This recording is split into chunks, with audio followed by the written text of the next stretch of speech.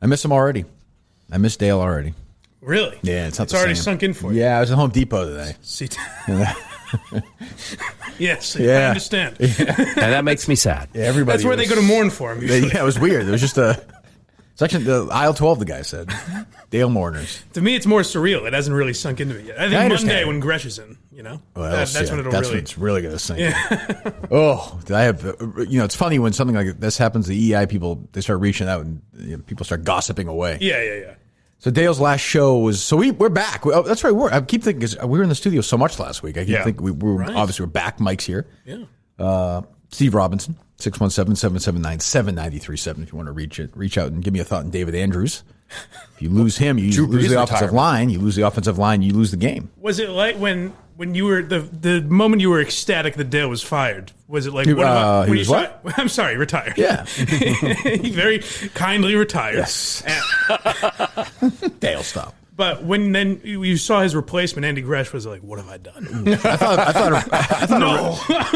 I felt sympathy for Rich Keefe. I was like, "Oh, Andy Gresh is everything I hate: loud, obnoxious." And he's the kind of guy who thinks he's outrageous. He's like, "I'll just say it, 98.5," and you're like, "Wow." Rich Keefe will be like, "Wow, I think I know that place," and then they'll be like, "We can't believe how crazy we are now." Right? We said their name. Yeah, we did it. We said it. But I heard intern Justin was a big week in front of him. Should we make the announcement now, Steve?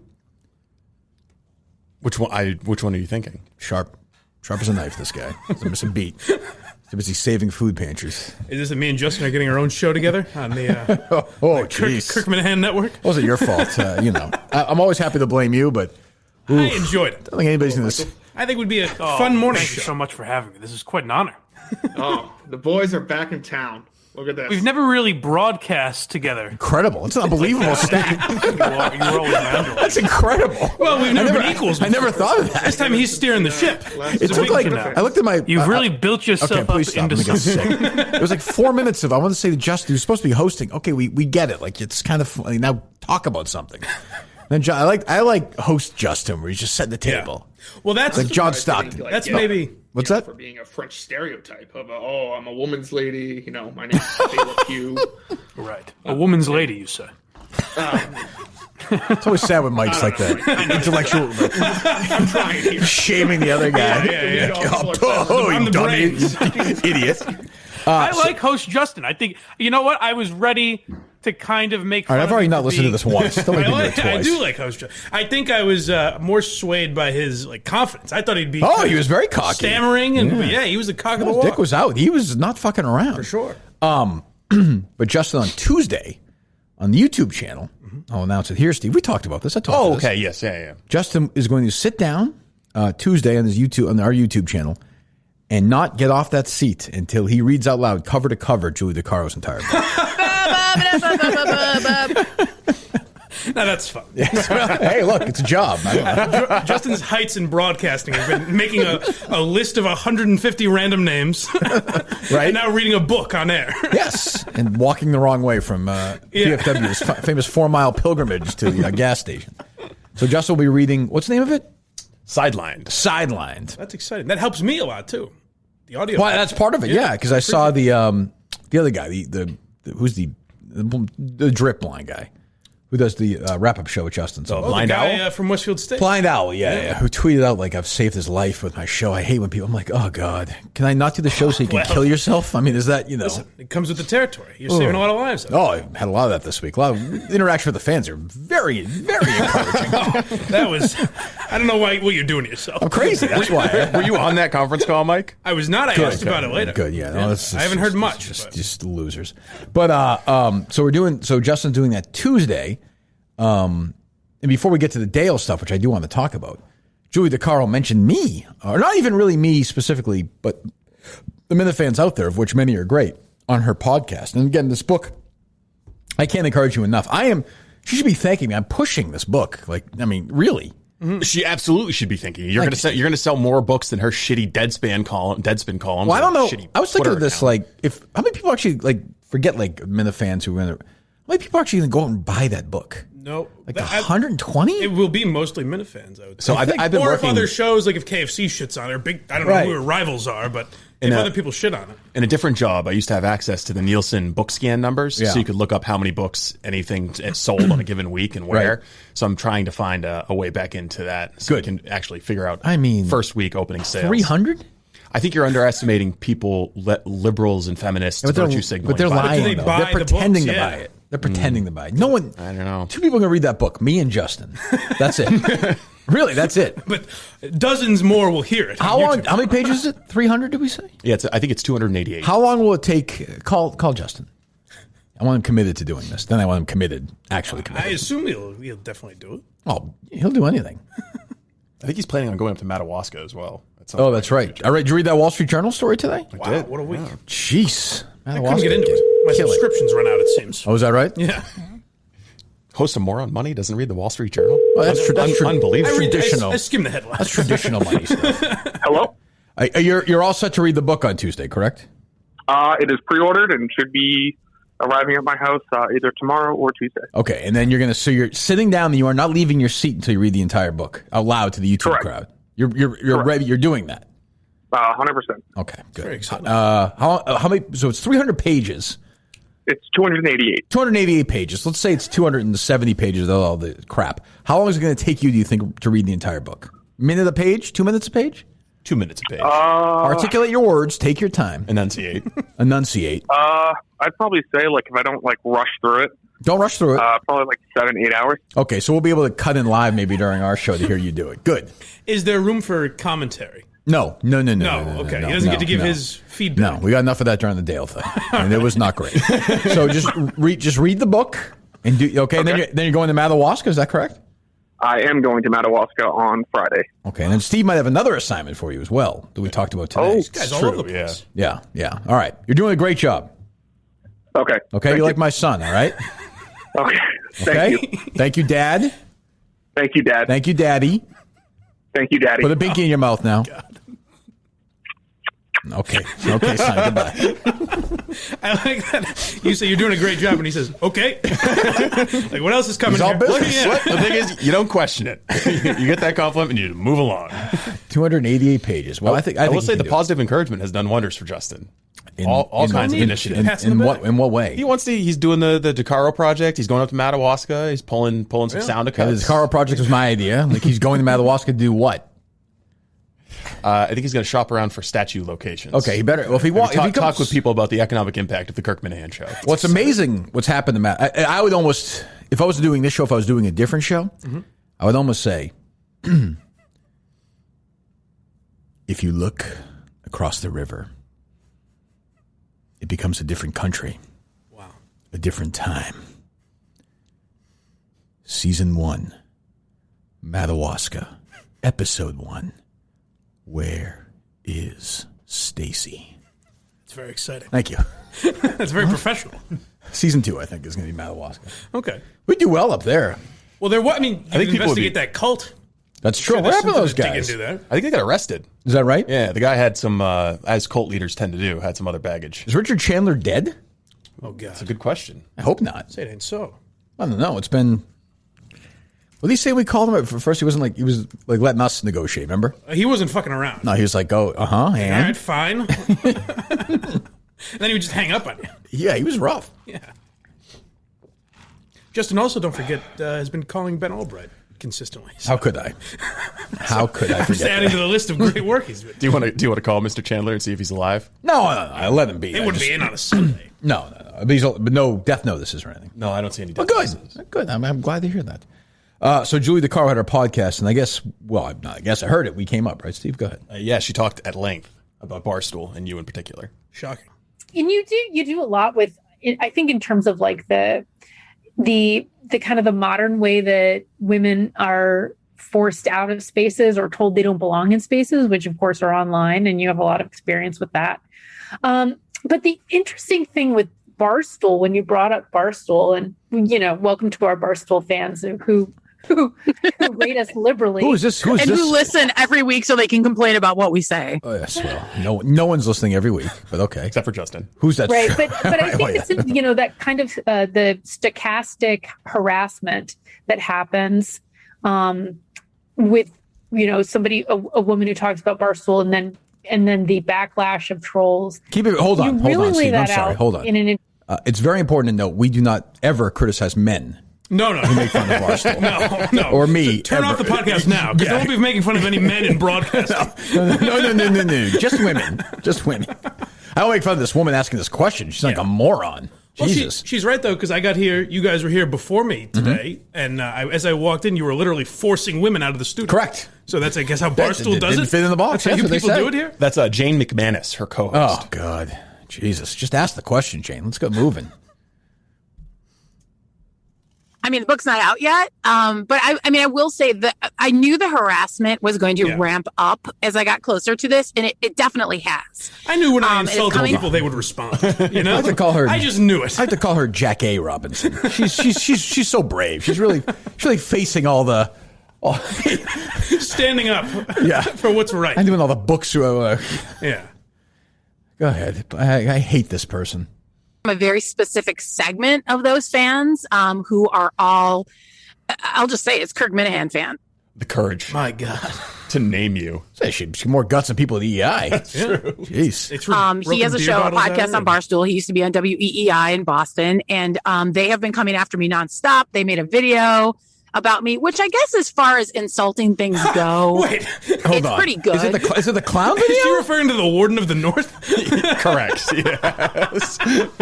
They made a video about me. See, the problem, I will defend, it's a very funny video.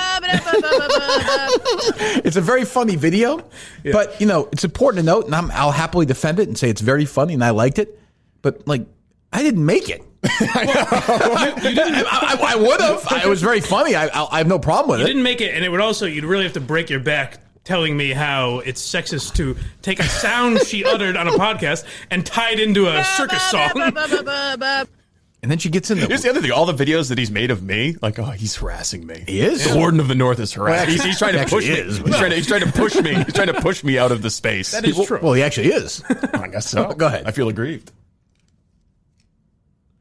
And it's like me as a clown, because their whole thing is I lied about being a gymnast because now they think I'm too fat to be a gymnast. What the fuck is she fucking talking This about? is absolutely the first time I'd heard about this. You can. There's a good Oprah what, by the way, in the. Oh yeah. I'll have to go track it down. There was a people are tweeting. What? Yeah, she's shocked. Who said that to you? What? So I have to say I have no idea that Julie DeCaro is a gymnast. First time hearing it. Nor do I care. But okay. A, not today. B, that's still sports. C, no. It did come up. You might have forgotten over the summer we did that day where we exposed all the fake gymnasts. Oh, that's right. That was a good show. That was a good show. It was at the beginning of the pandemic when there wasn't a lot going on. We just went one by one down women in sports media. Too fat to be a gymnast? Too fat to be a gymnast? She was definitely not an acrobat. Well, I'm just saying. I don't know. I'm sure maybe she was a gymnast in high school or something. What the hell do I know? She wasn't. I'm guessing the Warden of the North is not aware of her gymnastic past. But we'll dig into it. We will dig into it. Season 2. That's true. The fake gymnast. Go ahead. Therefore, I'm lying about the whole thing. Because if there's one thing gymnasts have, it's a great relationship with food. And we all maintain our 16-year-old physiques our entire lives. I mean, we're doing this. That's a true story. I mean, really, we're doing this now. Can I say this? Yes. Go ahead. 30 seconds ago, I didn't know she was a gymnast. I absolutely don't believe it. How do you get that defensive? We didn't even know she was a gymnast. She may have been a gymnast in high school, whatever, but you hear that rhythm? I'm sure. So now she's saying but she's very defensive. She's blaming us now because she has body. What are we doing here, Julie? I mean, do better than that. Come on. So that's their thing. That I lie about everything and I make everything up. And the book is full of lies and everything I've made up. That'll be true. Who's saying that she makes up everything? They've been sort of ramping up, and it's ramping up. She's detected our concerted plan. I am glad. In March, we begin to ramp up the mean tweets. God, she should be thanking us. I am glad the Minifans don't poke fun at any men for their weight. No. They would not do that. They would never dare. Well, first of all, that video has nothing to do with her weight at all. I didn't. She's making connections that I had no idea existed. She can weigh 76 pounds. I don't even. It's the noise she's making. Yeah, the desperate noise she's making. She has nothing in her head. Hard because it's like every time I put something out, whether it's this podcast or a book or an article, they're there to downrate it. They're there to tell everyone how terrible it is. Yep. They're there to tell people, what a liar I am. It's awful. Like when when I go into a facility because I'm thinking about killing myself, Kirk was really. Oh wait, that was me. Wait a minute, I forgot about that. I hope you die, Kirk. Rot, you son of a bitch. Die. Oh God, it's funny. I cannot wait for this book. The thing that I've really come to learn over the past couple of years is if you don't like someone on the internet, you will believe anything about them that people tell you. So I know it's going to be bad. I don't, as of right now, I'm still glad it's in there. Talk to me in 2 weeks once this is out there and they can get their hands on it and see what I said. She's harassed. But I feel that somebody had to say it and say it in a place that's not just sort of fleeting on the internet. Say it in words that are printed and put on a shelf. Like the Magna Carta itself. Because it is too long. It has to be on the record that people. I have no doubt that they're going to try to ruin my life. But I just feel like someone has to say it. I like that she's saying she's the no vomit. one. Well, it is very brave because no one has ever called Barstool Sports sexist before. It's very brave. There are people on Twitter who say asshole things. Wow. Wow. And you should read the comments section. I'll bring it up. We might need to get, for Minifans to play along with Justin, we might need to get Julie DeCaro book bingo cards. She's got the greatest hits. Little squares of things she's going to say. It's important to note, journalist that she is, Julie DeCaro certainly, I don't know about you, Steve, did not reach out to me for a comment in the book. So, I haven't been picking up my phone lately when it's a number I don't have in my contact. That's true. Fair, maybe you missed out. Yeah, I could have missed that call. She's been, flipping and turning and twisting all her way around this one. So maybe she's, in fact, a gymnast. Gymnast with a pen in her hand. I never would have argued before. I didn't know. But now I'm very suspicious. Oh, God, this book is going to be... And I've been talking with in all honesty, with my agent and with my editor and saying, do I have to stay on Twitter after the book is out? Will it harm my audience? And will I be able to sell another book if I don't bring that audience with me? And we'll see what happens. But I think every day, why am I? And it's what Jameis said today is exactly right. My anxiety over what's going to be said about me. What am I going to see every time I hit my mentions? God forbid I open it up one day and I'm trending on Twitter for some reason. That's my worst nightmare. Oh, I know. Yeah, she I know really, it won't be for good news. And it'll be for some shit somebody's saying about me. So I don't know how much longer I am for Twitter either. If my editor told me you can leave today and still sell another book, I would be gone. If you leave today, you probably will sell one more book, I would say. But she's one of these people. I get tweets from people who say that they've never contacted. She's one of these people who's blocked everybody involved with us. Yeah, she's an algorithm. So who the hell is even? She doesn't even know. She lives in a bubble. It would almost be a much better troll job just to have everybody just ignore her. Just complete fucking stone silence. We're incapable of doing that. We're not going to do that. It's a strange marketing campaign to go, my worst nightmare is that people are talking about this book. It haunts me at night. I'll be curious what she has to say. I don't know. Maybe she'll have something good. Yeah, there may be things we never thought about. Perspectives we didn't know would be. I hope so. Yeah. I hope so. So it comes out Tuesday. Justin will be reading it right when he gets it. Right in his hands. He'll be going live. Yep. You got Steve? Yep. He should probably just get the digital book. No, you just get the physical. It looks better reading it. Right.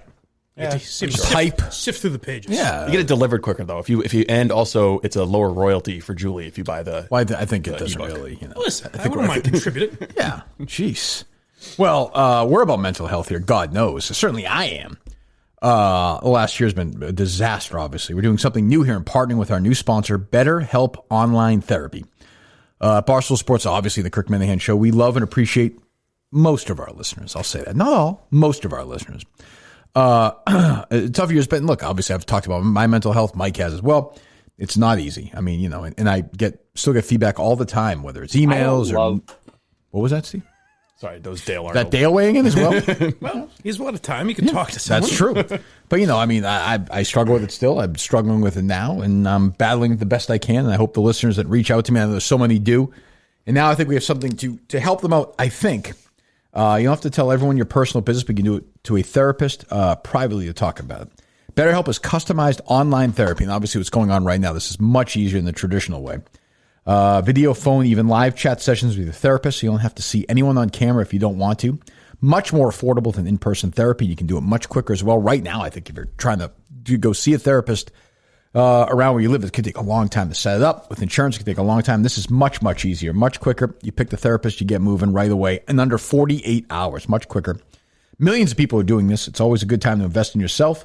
You go to betterhelp.com/Kirk10.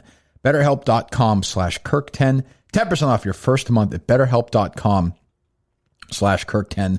That's betterhelp.com/Kirk10. Get help right now. I tell men the fans this all the time. If get anything from this podcast, it's that. If you're going through something right now, do this. And I get people, what do I do? What do I do? And it's a hard conversation for me because I start saying to them, well, you're seeing a therapist? No. Okay, well, go to your doctor, talk to him or her. She can refer you to a therapist, and that could take a long time. And then you give up. You feel like crap, and it kind of moves along. This is much quicker, much easier, much simpler. I wish we had this before because this would have helped, I think, a lot of people. BetterHelp.com/Kirk10. BetterHelp.com/Kirk10. What else, Steve? Before we get to Dale, anything else jumps out at you guys? Mike? I mean, the Bill Burr was. Bill Burr. I hate to bring it up. Trending on Twitter. Jesus, go ahead. You said the Grammys or something? Yeah, which I don't understand. It's not on TV this year. I think is they doing like the earlier awards or something? I don't even understand. That's what it's on tonight. I know that because all you saw was Bill Burr trending, and you had to sift through like fucking cancel this asshole to find out what he was doing, and he was presenting. Like Latino Music Award or something, okay. Yeah. And he didn't quite know. Like he's like, I probably butchered that name. Was he like, yeah? Was he like, yeah? I went to. Not only hold on. Was he doing this thing where he's funny? He's a funny guy. Was he doing this thing where he's like, yeah, I went with Tom Brady to 99s the other day, and he said, I'll have onion rings. I'll have 7 of them. It didn't come up. That kind of thing, or no? Tom Brady did not come up. You sure? Nor did avocado. Okay, all right. Jesus, this. Not only what? All right. And the winner, the Grammy goes to Natalia Lafourcade. Oh, wait a second. What did he say? He said her name. Yeah. Dude, I will accept on behalf of her. If I butchered her name, I'm sorry. Natalie, you won. That was pretty much it. That was xenophobic. And, that was it? Yeah, it's just a totally ragtime production. So he doesn't know that she's not there. He's accepting the award on her behalf. He butchers her name and then doesn't realize that she's not coming up on stage. Is anybody there? I don't understand. I didn't get it either, really. I mean, either no one was laughing at Bill Burr's jokes or there was no one there. Yeah, I think it was virtual. Well, and then he also said this. All right. Hey, how many feminists are like going nuts? So why is this cis white male doing all this Latino stuff? And the Grammy goes. He was right. The answer was a lot. A lot were angry. Yeah, I know I am. Yes. I got to listen to that. Jesus God. That fastball is gonzo. I disagree. Oh, yeah? I think he's still got it. Oh, I hope so. Well, are you going to get him on at some point? Try it. Are you? No. Oh, well, you can keep trying. I think that was probably the best thing that ever came from us visiting Barstool headquarters. Sheepishly approaching us. No, walked out the door. Absolute whiff. Just your absolute whiff. And then, that was a hard spot. That was a hard situation. All of a sudden, Kirk's like, I've never had any interest in talking to Bill Burr, but I'm in that elevator right now, and I'm going to start talking. I forgot about that. Just as a pure fuck you to Mike. So I saw you in Route 1, I think it was like 94. And we started talking for a couple minutes, and I forget the comedian I brought up. Damn it. He was a funny guy and he died. He's a local guy. We talked about him for a minute too. He's very nice, Bill Burr. And Barry Crimmins. Huh? No, I forget the guy's name. He was like a wild guy. He had long hair. Damn it. I could picture him too. But no, Bill, you could tell he was into that. And he was like, you want to get lunch? And I was like, I can't. And he just got in the car. I was like, no, I'm hey, good. who's that fat blind guy who was trying to follow me around up there? It's good impression. That was not a terrible bird, actually. Actually was. Better than mine. Well, that sounds like a Blind Mike topic for tomorrow. Yeah, I think so. Well, not Patreon.com/Blind Mike. Patreon.com/Blind Mike. Yes, the free episode has already been done, so we won't be able to tackle it. What are we talking about this week? Cancel culture, suicide? What do we do? Probably. We did it like last. I don't even remember it. Actually, what the episode was? We did. I had the boys from Very Good Show on. My bullpen, my backups. We were all on this. What show was that? What do you mean? What's Very Good Show? Oh, it's Craig's show. I'm sure you listen all the time. You're a big Craig fan. Jesus. I wish they just changed pancreatic cancer as Craig. You got Craig. That's what it should be. Now that seems harsh. Can't Lou Gehrig give it to somebody? Can we have somebody other name now? Can't it just be Craig? Craig's disease. Yeah, I mean, isn't that fine? He does embody ALS. I thought More on Money was pretty good, the most recent one. Thank you. Stimulus checks are coming out, so That's you're bullish very on the economy. You listen to it? That is. I listened to some of it Oh, sometimes. good. Yeah, good. Well, Thank you, pal. Yeah, I'm still paying my sub. So am I. I think I'm not delinquent on it. What a couple of guys. I think, no, I'm $10 a month. Bam, bam, bam. You're too kind. Done. How's it going? It's going well. Is it going well? Yeah. Good. I'm enjoying it. What do you got this week on there? All the usual fun stuff. TV time capsule, of course. Oh, what do we got? The most recent one we did was some PSA, which I remember watching in, like, when we had the DARE program in, like, 4th and 5th grade. Drugs, But I didn't know it was on every network and, like, cable networks and all that shit. It was, like, Cartoon All-Stars, where they had, like, Bugs Bunny and the Smurfs and shit tell you not to do drugs because you'll start doing crack. So it was pretty funny. Good. All right. So there you go. I want to talk about Dale. Let's talk about Dale a little bit. So Dale's last show was Friday. So since we've been gone, Danielle from EEI, my old station, Danielle from the morning show, and I've got gossip like you wouldn't believe. Danielle is gone. She left to do a podcast about a YouTube show about plants or something. I don't know what was going on. Somebody told me that. Well, she likes animals. I'm not going to tell you trust. She likes she likes horticulture. Good. Well, good for her. She's always very nice. I don't have a problem with her. Not my cup of tea on the air. And then Dale announced his retirement. And I don't know if I said this on one of the Periscopes during the week as we were working on the case, but if you believe Dale Arnold willingly retired, you are the dumbest fuck who ever lived. Execution Fridays on EEI. I hope it's coming soon. I mean, I know Dale better than anybody. You would have to drag, and I'm sure they did. You had to drag him out of there. He'd always bitch about he doesn't have any money. He had to sell his house, had to move into a condo. Like he was not going anywhere. They got rid of him. They probably saved $3,000, and then they kicked him out. You got to give a hat tip to Howie Carr. He got it right. Well, that's right. Howie had it right. Howie had it right. And he even knew the Red Sox game thing. What's that? He said Dale will leave and do they'll give him a few Red Sox games as like a thank you. Yep. And then Dale's goodbye and the whole thing was almost exactly what I expected. I mean, I knew at some point he'd do his version of, sometimes I wake up in the morning and rub my eyes and turn to Susan and say, do I really get to talk sports for a living? Like, shut the fuck up. I just said, why have 2 full-time jobs when I can have 1? I don't know what his other full-time job is, by the way. 50 hockey, whatever he does a year. 2 hours, 70 nights a year. I mean, I hope he gets paid for it and everything. But I mean, it was not a voluntary. And let's get one other thing straight because, I still see social media, although I'll see it a lot less here starting in about 40 minutes. Yeah, the need to be on Twitter is going to go way down. Nowhere so near. Congratulations. Imagine if you said the Dale. So let's get this part straightened out. Hold on, Steve. He said the Dale, let's say 15 years ago, before Sports Hub came along in Boston. There's 2 sports stations now, and the other one's dominating EI. You said to Dale at that time, Dale, you're going to be kicked out. Your last show is going to be in your basement with some guy named Rich Keefe and then some hideous comic named Fitzy. And that's how you're saying goodbye to everybody. I mean, oh my God. See you tomorrow. I wonder if Andy Gresh didn't like you, I don't have any idea how he's going to feel about Fitzy. Well, I don't know. All I know is, you think Dale's thin-skinned? The Minute fans, if you guys want, you can ruin Andy Gresh's life. Oh, it's up to you guys. I mean, you can. If you call that show, he will not. Another guy will not play along. He'll yell and scream like, "Oh, that guy's doing a podcast. He's so relevant," like that sort of thing. Yeah. You can fuck with him endlessly. Well, as I said to Justin when I accidentally called into his live stream right at the end, I was like, because Justin was telling me how one of Dale's responses. How much more fun would he have had with it if he was just like, "Hey, Justin, why are you calling me?" You know what I mean? Like if he picked up that call and shit on him for 10 minutes and then moved on, we'd be laughing at Justin or the Minute fans or whatever. Or if he said, Kurt, just move on. Like you won. Like it's been 3 years. Like why are you doing this to me? I didn't really do anything to you. Like what's your fucking problem? It's a humorless fuckwad. He is. We're making your argument for you, Dale. Keep in mind, this is a guy. Like think about this intellectually. Who called the Bowdoin police?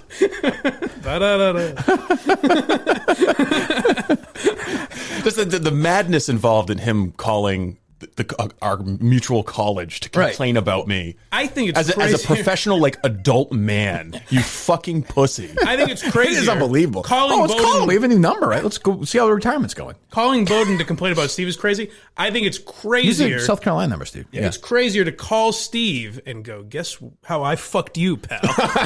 Oh, he call you? Yes, I think that's going to get a reaction out of him. Yeah, he called me up to say, hey, I know. You talked to him? Yes. It was back when we were at Red 13. That's how we know, yeah. We prank called him one day using my phone, and he calls it back, and he's like, hey, what do you think? What's this business? What are you doing this for? And I was like, dude, look, I'm just going to do you a favor because we went to the same college. Like, just stop talking because we're going to make fun of you for doing this. And he was like, well, I'll have you know that I called the alumni office. And I was like, oh, really? You called the Bowden police on me, Dale? And he was like, there's no such thing as the Bowden police. Shit. Nothing gets by him. See, I like Steve's role in that story, except for the part where he says, we're both Bowden guys. You know? We're a couple of Bowden guys. That's not the way brothers do it.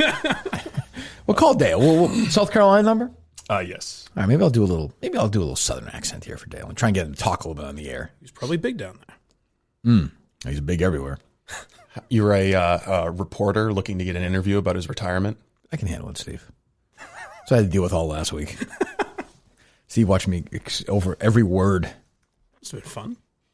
Did he give you any tips that you used? He did very well. Hi, this is 5-4. Sorry about that, guys. Yeah, he's retired. Well, make sure you get rid of that, Steve. One of the numbers, anyway. I think Dale's the kind of guy who's never going to change his phone number. That's true. You don't want to miss a potential call. Wow. A potential job offer to do play-by-play for Bowden women's volleyball. Sure. Well, hey, listen, he's retired now. I've got a feeling this isn't really John Dennis.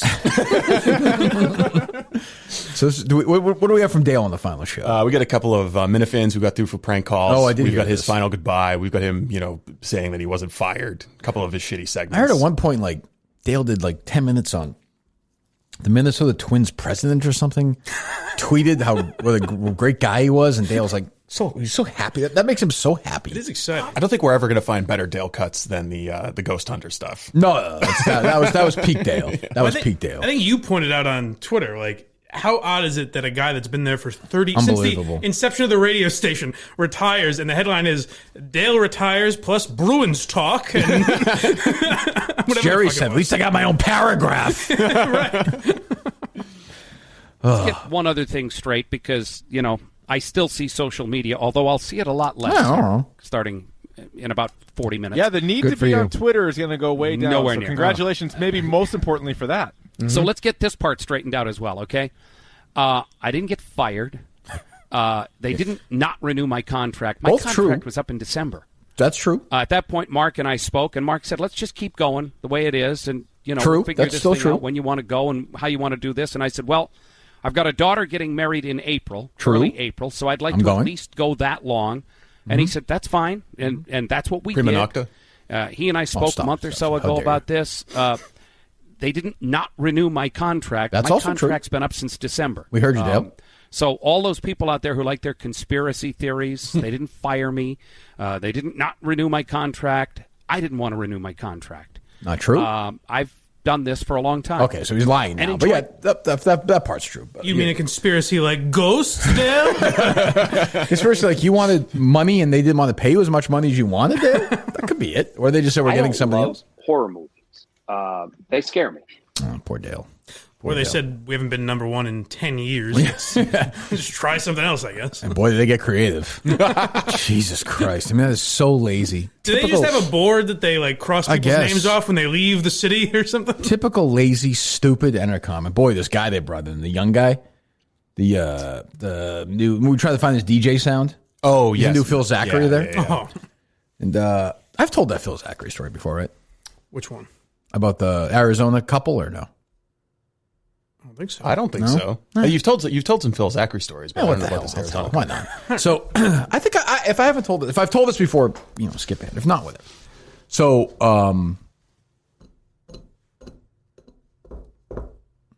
maybe I'll tell it later. Go ahead. I like Phil. It's a good one. I've heard from so many people over the last 24 hours. An amazing. Trust me, if you've texted me or emailed me, I'll get back to you. It just may take me a few days. Still waiting. But I just want to read one, if I can, and we'll close this thing out. This showed up on my phone last night when I was at work, doing the game. It says, Dale, grabbed your contact through our PR staff. Didn't get an email, just your cell. Hope that's okay. You and I have never met, but you've had more impact on my career than you may know. I saw the news today that you'll be retiring from WEEI. First and foremost, congratulations. Special run. Very few can match. Wish you all the best. I was a kid growing up in Lynn when my obsession with sports led to listening to your broadcasts and sports talk on the radio at an earlier age than many of my peers. I'm just a humble guy. Your approach to breaking down a Bruins or Red Sox game was always a highlight of my day. I learned how to think about games differently because of how you approached breaking down each sport you covered. It was rooted in more than the emotion, so I want to thank you for that. There's at least one person who you made an imprint on right here that's been lucky enough to take some of those thoughts you inspired and turn them into a career leading a major league club. Signed, I hope in some small way that's one of the many compliments you're hearing along the way as you focus on the next chapter. Best to you and your family. Derek Falvey, President, Baseball Operations, Minnesota Twins. Get the fuck out of here. I thought it was just going to be some schmuck. What? You mean a name that nobody in the audience knows or cares about? Has made no connection with ever? For me, I can't tell you, knowing Dale, how important that is to Dale, though. It also shows what he's still going to bone her. What a loser that fucking guy is for the Twins. Fire him now. It would have been great if he was like Minnesota Twins president Abraham Hands. That's what I was expecting, seriously. I mean, really. For Dale, that's like, you heard him. It's like breathless reading it. I realized maybe I don't have it so bad. As a young kid growing up in Lynn, you changed the way I thought about games because the way you would read the stories, and I'd be like, what the fuck is that? Who is that guy? It's a guy that wants that said when he retires. The Twins must suck, right? Are they bad? I thought they made the playoffs recently. Is that true? Years anyways. Oh my God, that can't be true. I could be wrong. I hate that team now. Brings up a brand new edition, because we love bringing these around, of Boom Roasted. Boom Roasted. All right, our first tweet, at DomGonzo12. He tweeted, the only good thing about the Patriots re-signing Cam Newton is that it would be nearly impossible for him to play as bad as he did last season again. Boom. Roasted. Whoa. What'd you say, motherfucker? Oh, good luck coming back from that, Cam. Wait a minute. That's FM radio? You can say that? This one's from Dom12. The good news about Cam Newton coming back is he can't play as bad as he did last season.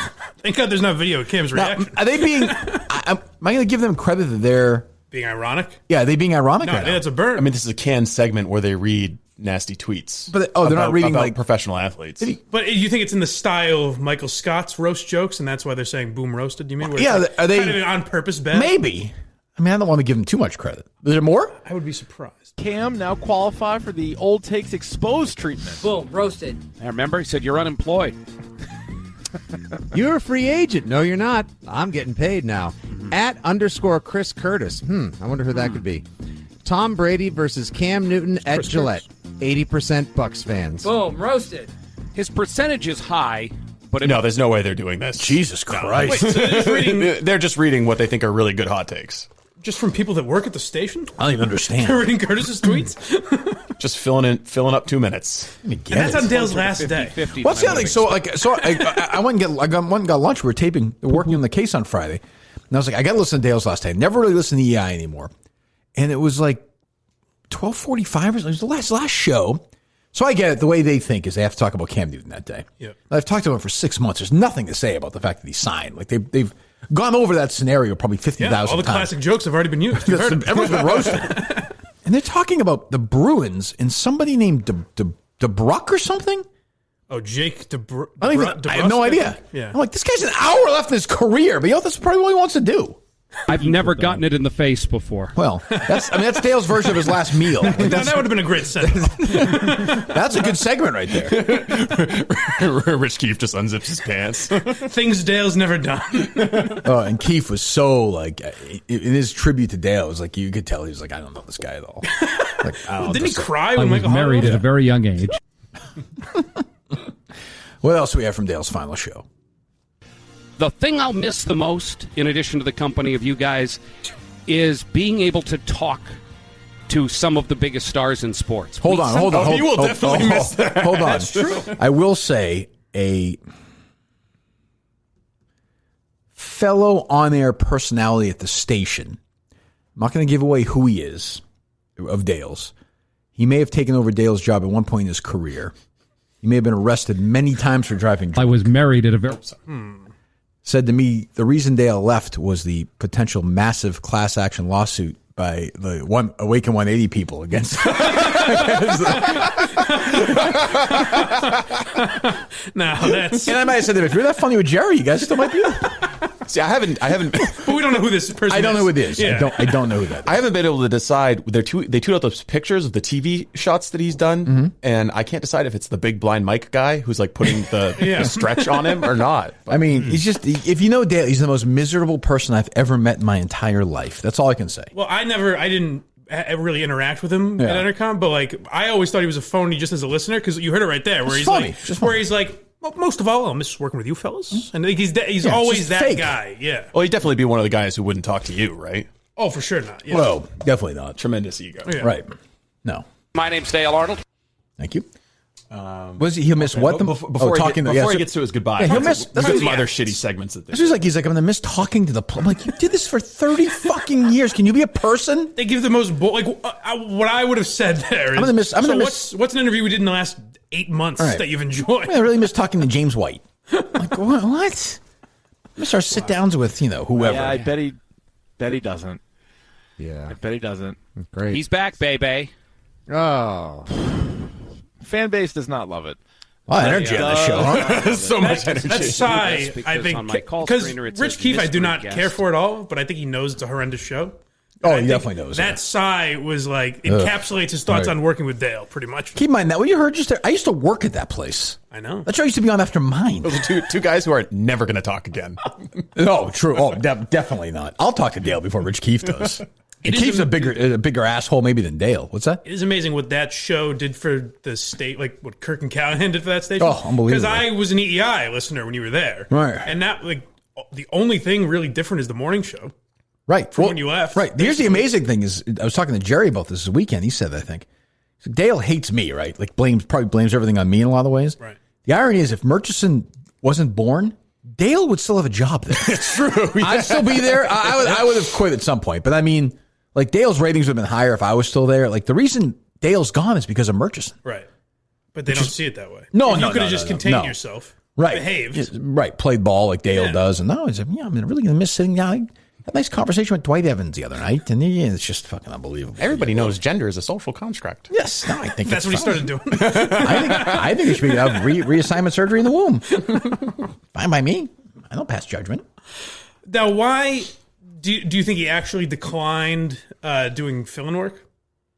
No, not yet. I mean, he won't eventually. Okay. Because I was going to He's say, doing his thing why now. would he give a shit about doing Red Sox? Well, put it this way. If fucking, like Mark Bertrand, whatever, took a job somewhere else tomorrow and 985 called Dale and said, hey, Dale, you want to do the games with Zolak and then do some... All right, Tom, we'll be right there. I mean, it's just like, it's silly. Yeah. It's just bullshit. And I don't know why. And I don't know why people like Danielle, I don't know her situation exactly, but I don't know why they have to pretend like they didn't get fired or like, maybe she's telling the truth, but like, why does Dale, he did it last time. Why does he just tell the truth? Well, because maybe like in Danielle's case, say maybe they just offered her, 40% of what she was making or something. Well, maybe she wanted to quit. I don't know. So technically, it Right. wasn't a But firing. that's what I'm saying. So forget her. Like, I know why Dale's doing it, but like, why don't you just say, yeah, they didn't want me here. Right. He did last time. He played a pity party though from fucking 3 years. Because guys like Dale know that if he says that, there's no chance he comes back. Whereas if he's a good boy, That's true. That's actually There's some of that. Yeah. There's some of that. Do you want to play his old apology? Oh, you have the apology? Sorry. Old goodbye. The original one? Yeah. that's some of my favorite audio. This is pretty good. This is like this got to be 10 years Yesterday old I now. got stopped in Home Almost Depot. exactly. Hold on. Start again. Almost exactly 10 years old. Yesterday I got stopped in Home Depot. And a very nice man I'd never met before, said, I'm sorry you're not going to be doing the show anymore. And he said, I'm 59 years old, 33 years at the same company. I got laid off. I got a kid in college, a 15-year-old at home, and I'm screwed. And it made me realize that people have got it a lot worse than I do. Believe me, I've thought about this guy a lot the last day. I'm not leaving. That guy. I am He's leaving. thought about that one guy.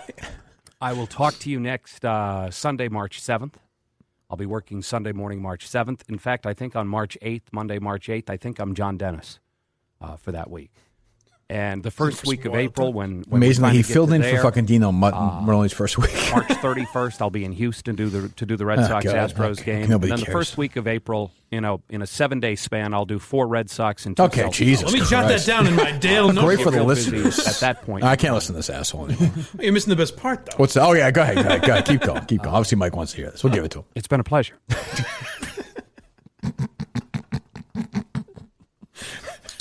That's what I'm thinking when I'm done here. And I think I'll get out of here. Big show's coming up next. Let me hear that again. It's been a pleasure.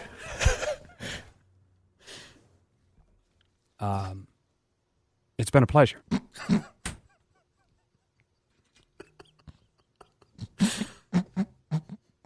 And I think I'll get out of here. Big show's coming up next. What a silly last thing to say. I think that has to be the new outro, by the way. The last thing of the podcast. Yeah, let's move that for What a silly last word to say. Big show's coming up next. If you're that emotional, you don't have to say that, Dale. It's okay. No, wait, Dale. Don't go. What show is on after you? Oh, it's been a pleasure. I think I'll get out of here. Got to sweep that quarter hour one last time. How long was that pause? Very emotional. 4 seconds, 5 seconds. The Warthog just has that on his phone. Does it really? Yeah. It's on my call screener. It says mystery guest. Joining us Worth on a the shot, line Dale. Give it a joining shot. us on the line is mystery guest. Hello, mystery guest. Hello, Dale. I'm going to be your worst effing nightmare, Dale Arnold. We got a score to settle. Who's This is this? Michael. You have taken away my Holly Hockey Minute. All right, I'm good. God doesn't need to hear this. Well, you have the big celebrities call in when Jesus Christ. when you're leaving, yeah? All right, you want to hear the minute fans that got through? Sure, I haven't heard of these yet. I got the duck sauce going. How could you cut and run like that? Oh, did I ever? All right, Chris and Methuen, you're up first on Sports Radio's Daily Key. Let's go. Hey, guys. How's it going? Hey, Chris. Oh, great. Never better.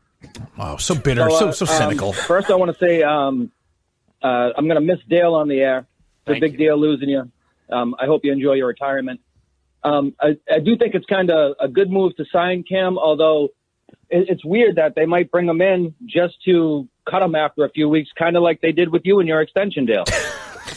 Let's go, Chris. Let's go. Well, I wonder, could they cut Cam Newton? Jesus. Fucking people. It's amazing. It's an amazing way to live. Well, it's an interesting topic he brought up.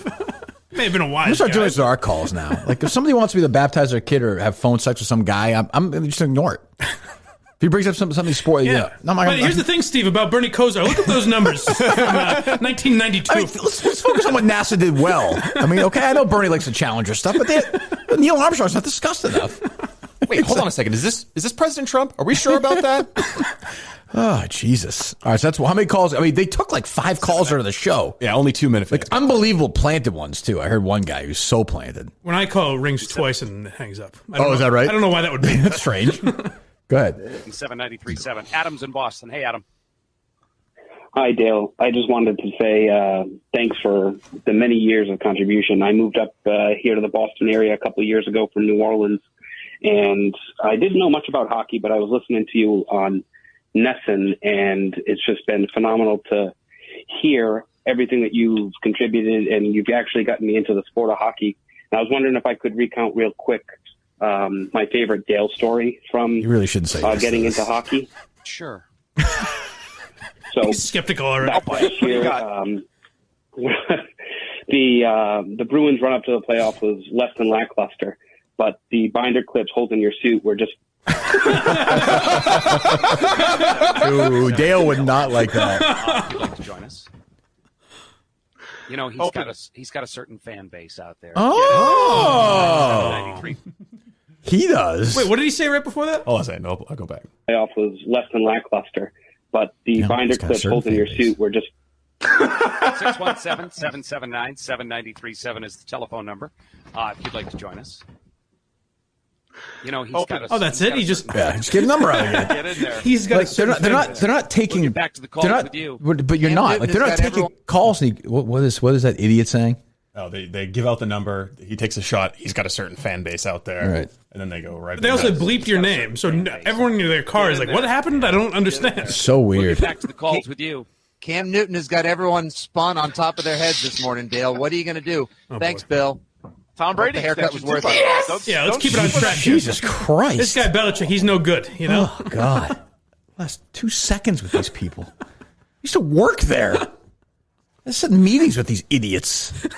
Dale, like, I don't know why I have to be so... I have to say these things. There are 2 Kirk Minihans. There's the Kirk Minahan who I know personally. And there's a guy in the air, and I say to Susan, who is this person? We're going over to the English Premier League, and so the cool thing about Ted Lasso is before it was an actual TV show, it was just like an NBC short. The fuck is this? That they did. What are you playing? Sudeikis, What? And he was the coach of the Tottenham. Hold on. This is a canned gambling segment. On Dale O'Keefe? Yeah. By who? Like, what am I listening to? What are you doing? What the hell? This is part of their final goodbye. 1 second. Let me talk about Milton's first.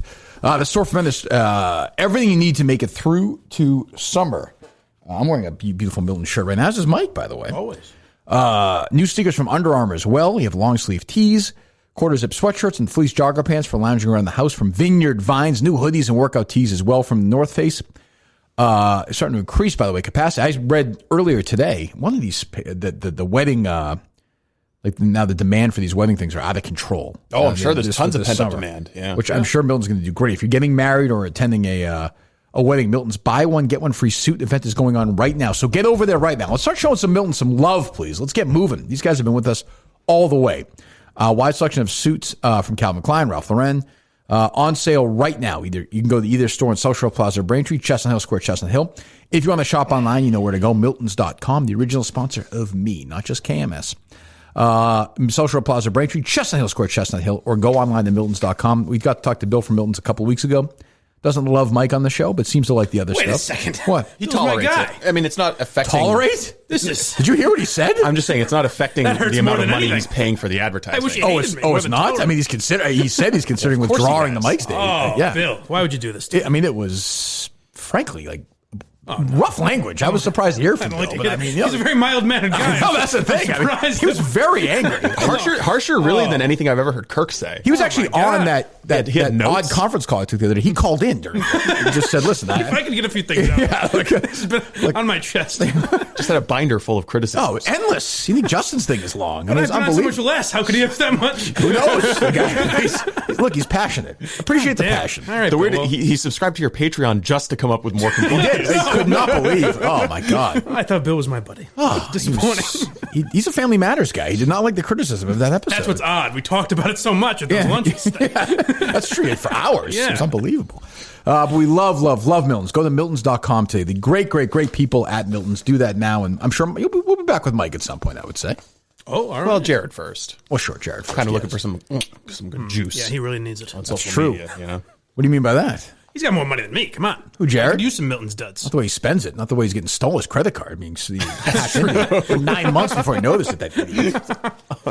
He was promoting the gambling, though. He was a good boy. Who? Jared. He was. I retweeted it, He too. was tweeting, yeah. He was. No, he learned his lesson. Very good. Speaking of which, we stay at number 3 in the trivia rankings, I saw. Mm-hmm. And if Frank the Tank dies, I don't know if you saw, he's in the hospital. Mm-hmm. Do we get moved up to number 2? I don't know. I think they just get to swap somebody in. Yeah, I was going to say that team would have made it. That team is hurt without Frank cheating. Unless they quit in solidarity. See Frank's knee? It's I don't know what is going on there. It's very gross. Seems like a healthy guy. I don't know. Seems like a healthy guy.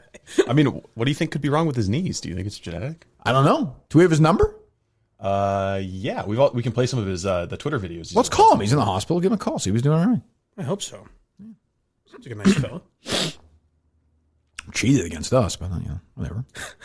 That has not been proven. Hey, congratulations to Cons. I saw he's getting married. I saw over the weekend. Oh, nice. Good. Yep. Texting him, class. Won't be able to name his wedding song, but That's a good point. It'd be a shame if Frank died if we find out tomorrow.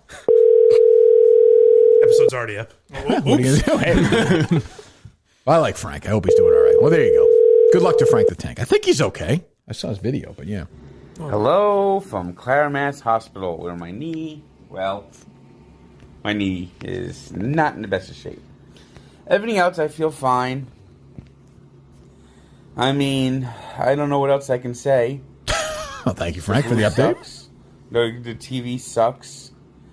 And just when you get comfortable, someone comes and say, "Oh, you had to move around and do something," and then you can't get comfortable again. Just like when you're sleeping at night, they come knocking on your door. It sounds like at least the morphine's still flowing. 34 minutes ago, Frank Fleming, Tom Izzo in a play-in, so I guess he's okay. I don't know what that means, but okay. He sounds in good spirits. Gonzaga's in a loaded region, so it seems like he's all right. Oh. There you go. I forgot the tournament. I didn't really know the tournament's being picked tonight. Madness is starting, baby. Yeah.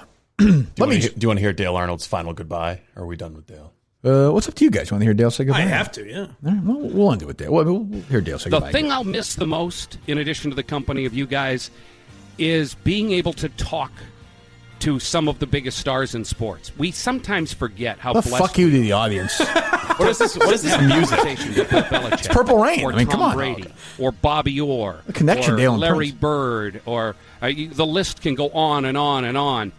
We forget how They lucky. pick some original ones. Because not everybody gets to do that. That's true. And we only get to do it because we're trying to bring those people into the homes and hearts and minds of Hold you on. guys. Hold on. Who do you say? Bobby Orr, Larry Bird. Mm-hmm. Who was the other one? Ted Williams. Who did he say? I didn't catch the other one. So of those guys, like the super duper legends who almost always suck on the radio when you have them on. Right. What percentage of Dale's 30 years, I think, was spent talking to people like that in the radio? Not enough. 1/10 of 1%. Oh, less than that. That's his favorite. For him, it actually is his favorite moment, though. Yeah. Like not laughing, not having good. Like He's a not, jock sniffer. Yeah, like talking to Larry Bird, who I love, or any athlete. Right. I mean, it doesn't matter. The list could go on and on. Third linebacker on the Patriots. Right. Jesus, what a weird people into the homes and hearts and minds of you guys. And before I get out of here, more than anything else, you guys who listen, I have been overwhelmed with the reaction over the last 24 hours. As I said, I'm going to get to it, I promise, but it's going to take me a while to catch up. You guys made this all possible at a time when I wasn't sure EEI was going to survive after the first year or two. You guys pulled us up by our bootstraps and allowed us to continue It's on. the last one. We were a powerhouse at one point, an unopposed powerhouse, which probably made it easier. We may have lost our maybe slightly. I don't know. Who knows? It was easier to do this when there was no competition. Strange how that works. Boy, sure enough, when they put someone against us, we ended up tanking. That'll work. Feel very confident that the people who are on this radio station now, both sitting here in this room with me and who follow me and who were on before us earlier in the day, they're going to find a way to get it back to being a powerhouse again. And I'll be listening at home. I'll be a fan. I'll be listening to all you guys. I won't be doing sport. Dale tuned in. I wonder what the lead's going to be this morning. He will. He'll support his boys. One final thing before we go. I've always wanted to mention this. This seems like the right time to do it. For the last 26 years, I've been an active member of the Klan. I just think white is right. And white power. Talk radio. And amen to I'll all. do some Red Sox baseball this summer. I'll continue to work for Nesson and do the Bruins games, which I love. And I'm going to spend some time with my wife and going to Maine. It's been a blast, as Rich Keefe once said. I'll see you guys all down the road. Thank you for letting me into your homes. Bye. Well, at least it didn't start crying like a pussy. Which is odd because he did 10 years ago. Yeah, I know I can nitpick. It's nitpicking, but like it's not in your home. Like everyone's listening in the car, but whatever. I'm just like people in their homes, like huddle around like he's FDR. Okay, whatever. I mean, it's just sad. Like have a fucking fireside. Can you laugh a little bit? I mean, it's not appointment listening, so people would bring it into their homes. That's true. Yeah. It's a good point. But yeah, so Dale is gone. It's very missed sad. already. It's the end of an era. What era is that? This Boston radio era. It is. Yeah. Who's going to do the boom roasting? It's a good question. Well, Gresh will do it. Wait till you hear how. Have you ever heard Andy Gresh before? I don't think I have. You have, right? It's a treat. Oh, yeah. It is everything I hate about radio hosts. So loud, so obnoxious. You know, he's a lot like Mark Madden, actually. He is, exactly. Looks like him. He sounds fake, loud, sensitive douchebag who everybody hates.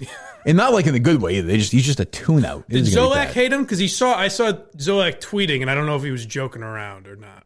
Oh, he tweeted something like, this is like when Toby came back to the office. I saw that, and I actually thought he was talking about, because he was focused on all that. I think he was actually talking about Cam Newton. Oh, all right. I just assumed. Yeah, I could be wrong, but I actually Oh, thought all right. that. But yeah, maybe. You guys, do you want to see or I guess listen to the hype video that Andy Gresh posted on social No, media? I saw it. It's fucking lame. I mean, at least he tried. I want to give him something. At least he tried. I mean, it was not funny. It was not creative, but Probably had to go print his own EEI shirt. there's a great the 617 my friend the 617 report tweeted out. There's a great half-assed Keefe and Gresh picture. Did you see that? And he said, "This screams I give up." It's like you can barely see Gresh's face. It's like they took the one picture, no lighting. It was like, fuck it. That's what we're going with. I mean, they should really call the show "Fuck It" because that's what the picture is. I could tell that they're obviously in different rooms. Right? Like, what the fuck? Could you tell Danielle? Was it obvious? Obviously. What? I feel like that was I drove her out of town. I feel You like did. It took a while. That was my big But it's the same with go look at fucking maybe I don't know if they changed it, but the Greg Hill picture. Like Greg and Danielle obviously took it together, Obviously. and Wiggy's like behind them. Right. And every picture's like, I can't believe how much fun we're having, and it's like juggling balls, like Curtis. Tied up in the headphone cord. I remember when, Jerry, Dino, and I were at Nesson. I'm sure I've told this. We did a video shoot at Nesson for the commercial. We used to be on TV there until I ruined that. And Dino was like, why don't we do the thing where I'm covering my eyes, Jerry's covering his mouth, and then what am I doing? You're covering your ears. My ears. No evil see, no evil speak. Yeah, I cover my ears, and I was like, oh god. And that's a video. Yeah, I don't get it. Someone probably has it. Oh god, Jesus, these fucking commercials. I prefer if Isn't it wild that we were on that? That show was on Nesson. It's very weird. That's insane. It's like if Howard Stern was on Good Morning America. And I'll give you a trivia question. Somebody worked at Nesson at the time as an intern, and his job was to write down all the things I did bad and report it to Nesson. I wish I had that job. Do you know the Joey name Z? Nope. Name of that intern? No, I was gonna say like Mutt or something. But Steve Peralt. Oh, I knew that. Yes. He told me that before. Yeah, he told me that before. Yeah. That's a perfect job for him, though. Actually, maybe it's narc, loser, rat snitch. He is a little fucking cunt. Kirk said butthole at 8:35. Kirk said there was a guy who called up, and then Kirk said he was going to fornicate with his wife on his casket if he kills him. By the way, another show. Steve casually leaving the studio, and where are these pussies? Ah, very true. Yeah. Oh, you haven't gotten beaten up? No, not you yet. A little worn. We're aware since the last But very clearly, Blind Mike Sneakers threatened to beat Kirk up, but not kill him. Right. He was going to beat him up. To be fair, there was a line on that. Yes. He's not going to kill me. I texted Steve the next morning and said, "How did it go?" And he said, "Well, Sneakers wants to come beat us up." Right. And I just replied, "What a sentence." As Kirk said, it'd be a change for him attacking a man for once. He's like, my record. You know my record. I'm like, I have to admit, I don't. It's like beating up people in youth hockey. I can take a look if you like. So what is that? Was that essentially the highlight that this maniac? Pretty much. The guy, I don't know, the fucking loser. One of the Mincel. Yeah, kid there was like, he's reported me to like Nardini like 30 times or something. Oh boy. Yeah. Seems like it's working well. I'm about to sign an extension with the company, but it's not part of your permanent record, is it? We'll find out. We will find out. But yeah, that was pretty much it for there's nothing left. Part of me would like Sneakers to show up because I don't have to use this on Mike. No, we will. It feels inevitable. Yeah, that is Mike's destiny. Is that? Sure. I'm holding a stun gun, Mike. Thank you. What else is going on? Well, you guys missed. I talked about this last week, and I just loved the story of Papa John. He's working on it. I just love the idea of like, John, come on, you got this, buddy. Nope, no, I'm not going to say it. It's been 24 months or whatever. You can't quit cold turkey. You put a lot of practice in. Yeah.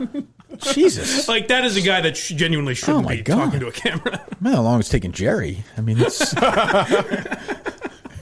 you just can't, it doesn't work that way. Take me back to a few years ago when you start to see these headlines. And of course, this is on OAN. Yeah. Oh, well, sure. Coming out and smearing your good name. How did you feel at the time when you were seeing these headlines? Schnatter name. State of shock. Unbelievable. I couldn't understand it. I mean, again, you have a public board that paints its chairman complicit, passive, or active. They paint the founder as a racist. They know he's not a racist. Well, prove them wrong. It's just unbelievable. And I used to lay in bed just going, how did they do this? And we've had 3 goals for the last 20 months to get rid of this N-word in my vocabulary and dictionary and everything else. Is it in the dictionary? What dictionary does he have? His dictionary. It's got different pizzas and it has the M word. He just ripped out all the ends. It's between mozzarella and pepperoni. Got a little jar on my counter, and every time I use a racial slur, I drop a quarter in. Unbelievable. Figure out how they did this. Good job by and this get on with interviewer. My life. If Well, yeah, Papa good John's name would of just John say, Schnapp. hey, we got in a hurry, we didn't follow proper. Take it back to. Sorry. There you go. Well, coming up next, Mike Lindell from MyPillow. I also don't remember that. Hey, y'all, come on down to Papa John's. He had a perfect dialect. In those Papa commercials, John's was behind Jerry and I at one of the Super Bowls. I think it was Houston. They had the Papa John's booth all day, and he would come in there once in a while. Oh, really? Yeah. Seemed like a nice guy. He and Jerry were talking a lot. Well, of course, Jerry Yeah, thought I don't know. No, but seemed all right. I don't know. He was aroused, and he said, let's get married. He's still, like, what is his, does he get paid there, or has he been removed completely? He's probably still got some equity, I imagine, as the founder. He doesn't own the company or anything? No, but he still has the Papa shirt, but he removed the logo. It's just a red shirt. Fucking rebel. Was it the last time, when he went to ground, he was like, I've been eating 40 pizzas over the last month. There's like 10 pizzas a day, right? Yeah. It's like, what? That could be contributing to your problem, man. They advertise at Barstool or no? Not to my knowledge. No? I figure they probably would. It's a big news story, right? Yeah. I'm not the world's biggest. Papa John's? Yeah. Papa John's is the one with the butter garlic sauce that some people just rave about, right? I don't know. I don't know. Give me Pizza I Hut think any day. I think Papa John's, it comes with this little thing of butter sauce. And Is that right? People who like Papa John's really love that. I didn't know if there are many around here. No, they're not. They're not. Yeah. You know, my dad wound up working for a couple of years at a company in Annapolis, and that was the first time I ever saw it. I didn't even really know about it. Right, yeah. It's one of those like Sonic where there might be a couple around here, but that's about it. I'll tell you what, you do it right, just right. You give me a good pizza, I'll take it all day. Really? All day. Right down my throat. You're saying there's no such thing as bad all right. What's that? I was saying you're saying there's no such thing as bad pizza. That's your take? Well, no. I'm saying a bad pizza can happen. But I'm saying if you give me peak Pizza Hut right out of the oven, fresh. It's great. Yeah. It's not great, but it's great. Yeah. It's like candy. It's tremendous. Yeah. It's not Papagino's. Pizza Hut way over Domino's and Papa John's. Yes. Yeah. Yes, for sure. Yeah. Papagino's is still the standard when it's done right, though. It's done right, which I haven't had in a while. Not for long, it seems, unfortunately. Fucking Rat Carabas, that fuckhead, said last week he was going to come in and bring us lunch one day. He didn't. Abandoned us. Oh, really? All about the baseball. You should have seen Steve. He's a Hollywood guy. He says that on air. But. That's true. I told this Periscope about Steve. What are you shaking your head? Total fabrication coming. This is completely true. Oh, his lunch habits? Complete fabrication. Not even that, but like on Monday, the pizza place, I don't know, whatever the hell name of it is, in Waltham. I'm just going to go ahead and bury some pizza employee. No issue with them at all. They did their job. Sure. What's it called? Shoppers Cafe? Shoppers Cafe in Waltham. Shoppers Cafe in Waltham. So it's lunchtime on Monday. We're working on the case. The first draft of the first episode is done, and the trailer is done. The trailer is going to drop on Thursday, March the 25th. Is that right? Yes. Okay. Whenever we're wheels up. We're hightailing our way out of South Carolina. That trailer place is going to get killed there. So Steve, I'm like, it's new. I'm like, Steve, you want me to go get lunch or whatever? He's like, nope. He's like, get it all set. Set things up at the Shoppers Cafe guy. Like, pizza. Hey, it's SR. Right. Pizza on the house, which I don't want. I would much rather just pay. Like I offered to Steve pay. has a Howie Carr mentality. I told him we would insist on pay. Free freeze. I used to say when I did weekends way back in the day, Howie would come in and take newspapers while we were doing the shows on Saturdays and Sundays. You know how you would have gotten away with paying? Hey, can I place an order for pickup? It's really complicated. This is Kirk Minahan. Don't know if you ever heard of him. So let me tell my side of the story. Well, hold on. Let me. Then you have a chance to refute this. So Steve calls up the place. He's like, this is gonna be on the house, The guy answers the phone. He's like, hello, Shoppers World, or Shoppers Cafe. Mm-hmm. And Steve Robinson's like, hi, this is Steve Robinson from the Kirk Minahan Show. The guy's like, huh. I'll give you a few moments to celebrate. right. And Steve's like, yeah, I want to get a pizza. And the guy's like, yep, this is a pizza place. That's fucking good. And I finally was like, Steve, just order the fucking pizza. I'll pick it up and pay for it. Steve's like, we have something set up with, what's his name? Matt or Mike or something? Mike LaCava. Yeah, Steve, I don't care. So Steve's like, yeah, we got something set up with Mike. And the guy's like, okay, I'm not Mike. And I'm like, Steve, just say, order a fucking pizza. I'll pick it up. Yeah, it's on the Barstool account. So I had Kirk Minahan. I called him the week before. Steve, ago. what do you? I was gonna go order a pizza. And I was Sure. going to pay for it. I just said, "Hi, I'd like to buy this pizza." And they're like, "Oh, we don't do delivery anymore." You, and I was you like, ordered "Oh, a pizza a week in advance? No. It was I was like pizza party ever. I was like driving. So what's your driving employee into the ID studio. number? I was driving into the studio. Have your head. I'd like to order a slice for 6 months from now. You're not going to work in this town again, Buster. Jesus, fuck you guys. That's not funny. God. Anyways, I tried to get delivery unsuccessfully. Independent of that, Mike reached out and said, "Hey, I know you guys are working for the case. We'd love to supply you with pizza. Like, we want to bring it in for free, blah, blah, blah, blah, blah." I said, "No, we would insist on paying for it." And then he was like, "Nope, just call. They know everything's set up." So when I called and name dropped as the owner of Shoppers Cafe asked for, it didn't go successfully. It did not at all. So, I mean, I don't think we can have Shoppers Cafe pizza again until whoever that employee is. So it's fired. rectified? Oh, yeah, that obviously. employee should be fired. Well, Steve was like outraged. They are the pride of Waltham. It was fine. We picked it up. I paid for it. It was The guy excellent very pizza. nice. Yeah, it's good stuff. That guy was Fantastic there, sauce. very nice guy, and then I was done. But I was happy to pay the $18. I want to help these companies out. Sure, yeah. So you're trying to fuck them over during a pandemic for a free pizza. Yeah, I know you guys are almost at full capacity. You should be fine, right? Oh God. Look, anyway, the stimmies are coming out. Come on. Exactly. Anyway, you gotta eat healthy also, but you gotta balance these things. That's where Trifecta Nutrition comes in. The best meal prep on earth, created by chefs and nutritionists to help people get into the best shape of their lives. It's convenient. You save time rather than having to spend hours meal prepping every week. You stick to your goals. Science-backed nutrition, fresher food, farm to fork supply chain, never frozen, organic produce, gluten-free. Meat that is animal welfare at level 5. That's the highest possible. No wasted time cooking or cleaning. Just heat and get healthy. Elite athletes use it. You can use it yourself. It fits people's lifestyles, vegan, keto, much, much more. Has an app to help you track your meals and fitness, a community of customers to support progress. And of course, you can talk to them, everyone, what you like best about those meals. You can talk to these people. They'll say, no, try this. You'll be better off. You'll be feeling better, looking better. Perfect for the warm seasons coming up. You shop meal plans and get 40% off meal prep with code Kirk. Go to trifectanutrition.com/Kirk. For this exclusive offer, trifectanutrition.com/Kirk. 40% off. Great deal with the code Kirk. Trifectanutrition.com/Kirk. Trifectanutrition.com/Kirk. All right, what else, boys? Well, Mike, do you want to hear a little bit of Kirk's sexy cold case podcast? No, we're not giving that away yet. I would love to. No, we're not. I give it to you right now. We're not giving away any sound yet. All right. Not giving away any sound yet. I've got some sound we could play that wouldn't give away anything. I'm not interested in doing that. All right. There are no bloopers that we get to hear? It's a very serious content matter. They're hours. I remember a comedian said, I forget what comedian, some comedian one time, he said, is there a Schindler's List blooper reel where it's like, they fuck up and like, oh God, we're going to do it again. You know? Which is actually very funny. Did you ever see the Jordan outtakes from that Gatorade commercial? No. That he does the voiceover, obviously. Yeah. But he doesn't know how to read it, so he said, Gatorade, is it in you? He keeps messing up. Gatorade, is it in you? Like he couldn't do it right. He took 10,000 tries. It's not easy. I can tell you, voicing things is not easy. Though Steve sarcastically tweeted out I have a good voice for it. Was not sarcastic. Not supportive at all. I'm on my own. Is it, now, you probably don't want to give much Happy away. to answer anything. Is it straight narration, or is there kind of, fun banter? Not a lot of fun. No, it's not a very fun subject matter. I think the hardcore Minute fans are going to say, wow, he sounds different, but it's it's a very serious thing. Okay. But I think we had a good week.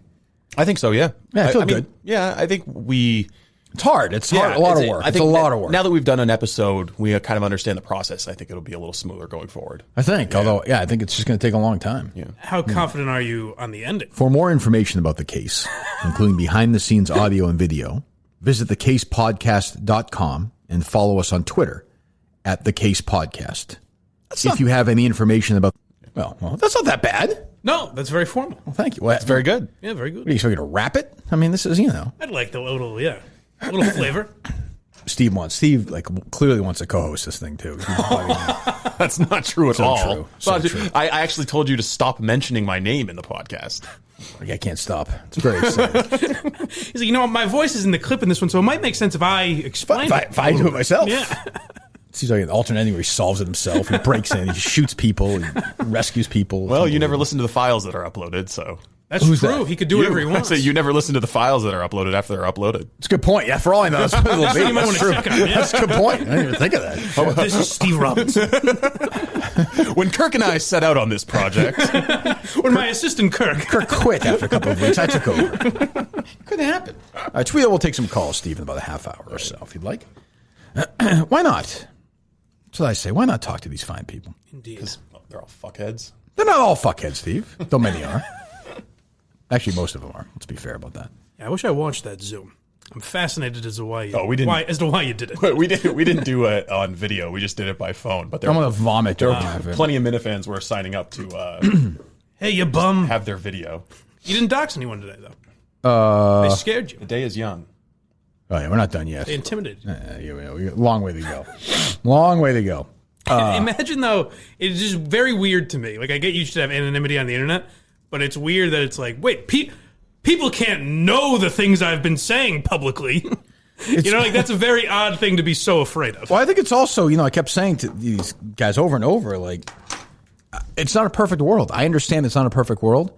And it's not, if you're that concerned about it, get the fuck off. Like, if you're that concerned about that's it. what I'm trying to say. Right. Let's also be honest. They should have anonymity. They suck. I mean, okay. Should they have anonymity, though? They're not like fucking writing the Federalist Papers, okay? Their anonymity is so that they can be a dirtbag online. There's no, noble purpose about it. Yeah, but I kept saying, if you listen to this, you'd be like, this guy, me, is the fucking patience like you wouldn't believe. I'm sitting there trying to talk to these people who just want to hate us. And you're like, whatever, it's fine. I mean, threatening to beat you up. Yeah, or, we're contact my boss, and you're just like, go away. My point is, Red from Maine has said plenty of shitty things about me, but if you're the guy that went after his job or whatever, that sucks. Then you're a complete shithead. But also, I would say, don't put things online if your kryptonite is, they know I said this. Right. Yes. Exactly. Just don't be a dirtbag online. Just be smart. You never have to worry about being doxxed. Or don't care. Let's remember, Bitch Tits Red is the one who contacted my high school, all of my high school English teachers for some random ass reason. Well, if you want, don't throw stones if you live in a glass house. Well, that's my thing. Is we said to the Mayo guy, if you're that rattled about it, then stop. It's not for you. Yeah. That's what these guys are. But which is fine, by the way. Yeah, you have to, but if you have a job that you shouldn't be doing that shit online, then you shouldn't be doing that shit. But I would also say, play it out. If you're whoever, that Mincel guy, Phil or whatever his name is, if somebody called his employer and was like, hey, we heard you listen to a podcast, you fucking fire him? Yeah, so? I don't know, whatever. But boy, it was just a fucking bunch of bitch babies. And, go away, never listen to it again. I don't care. But we're, honestly, I feel like after them, we're good. I really have to have a conversation about them ever again, thank God. They're done. Kirk, you're going to talk to me with respect. My name is Blind Mike Sneakers, damn it. Right. And I'm a man of integrity. So just go away and be in a little jerk-off circle, and that's fine. But, they fucking crybabies. Yeah. And you know what? Maybe I'll wake up tomorrow and feel different. Maybe I'll contact their bosses. Who knows? I liked... What do you think, Steve? Should we do it? Oh, well, I mean, right, continue to rat out each other. That's been kind of fun. Kidding. All these Minifans ratting each other out. Do anything. But yeah. Keep it coming. DMs are open. Jesus. Anyway, what else? What do you got? We got full lines. Oh, we're doing it already? I thought I said a half hour from now. Oh, sorry. I tweeted out. Oh, good job. All right, we'll take some calls. Good job, Steve. Jesus. All right, well. The people want to talk. The guests are here. But I am not doxing anybody. But, it looks like they're doxing each other. It's true. It's unbelievable. A fun group. Eat each other, from the inside. Yeah. Oh, well. All right, hello. Go ahead. Kirk. What's up? Hey, I'm hoping. I can't get 3 seconds. What's that? He's gone. Got rid of him. Okay. Hello. Hey guys, how you doing? What's up? What's up? Nothing. I didn't know if you guys already talked about it, but Marvin Hagler, passed away. He did. Oh yeah. Yeah. He did. Yeah. So. Big time. What's that? No, I just want to know. He had some great rounds with Tommy Hearns. I just want to know if, in your opinion, if Gaddy Ward won is anywhere close to that 10th round. Oh, definitely. I think it was a 9th round, right? I think it was a 9th round. Yeah, it's close, but here's why Hagler Hearns is better that first round, because there's more anticipation for that fight. And for me, growing up, I think I saw Jerry tweet this weekend. If you're growing up my age, Hagler was right below Larry Bird. A Hagler fight in Boston was, really? Yeah, my dad took me to Hagler Hearns and Hagler Leonard on closed circuit. We went to the Worcester Centrum to watch both fights on closed circuit. Both fights, and it was great. I fucking loved Hagler. Was that like the pay-per-view in the 1980s? Yeah, but you couldn't. I guess we didn't have a pay-per-view in where we were yet, so we had to go there and watch it with fucking 8,000 people on these big. It's like horse track simulcasting. Correct. And we watched the Hearns fight, which was the 3rd round knockout, and then I was so bummed out when Sugar Ray Leonard fucking beat Hagler. I was devastated, fucking devastated. He did not beat him. Hagler got fucking screwed. So yeah, I was bummed out when I saw he died over the weekend. I loved Hagler as a kid. How old was he? 66. See, I would have assumed older than that. He retired very young. I really had no concept of. I've heard Hagler Hearns forever, right? But I didn't know. Like you saying, he was almost as big as Larry Bird. Shocked me. Oh, for sure. In Boston. Yeah. So the Hagler Leonard fight, I think, was in '87. Steve, is that right? You look it up. I'm actually reading an article. Some people are saying that he got the COVID shot. Yeah, and that's what why. I'm saying. Well, who knows? But yeah, so he retired. The Sugar Ray fight, I think, was in '87, which is 34 years ago.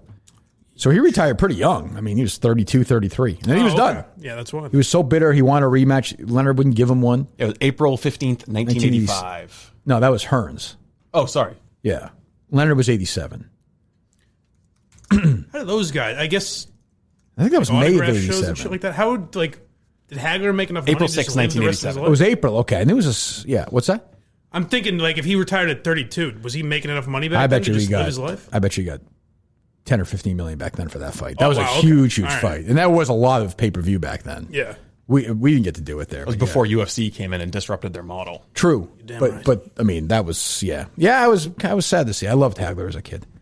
Yeah, there you go. Still loaded up, Steve? They're still loaded up? Yeah, I was going to mention that. Hello. Hey, Kurt. Thanks for coming back. Really appreciate it.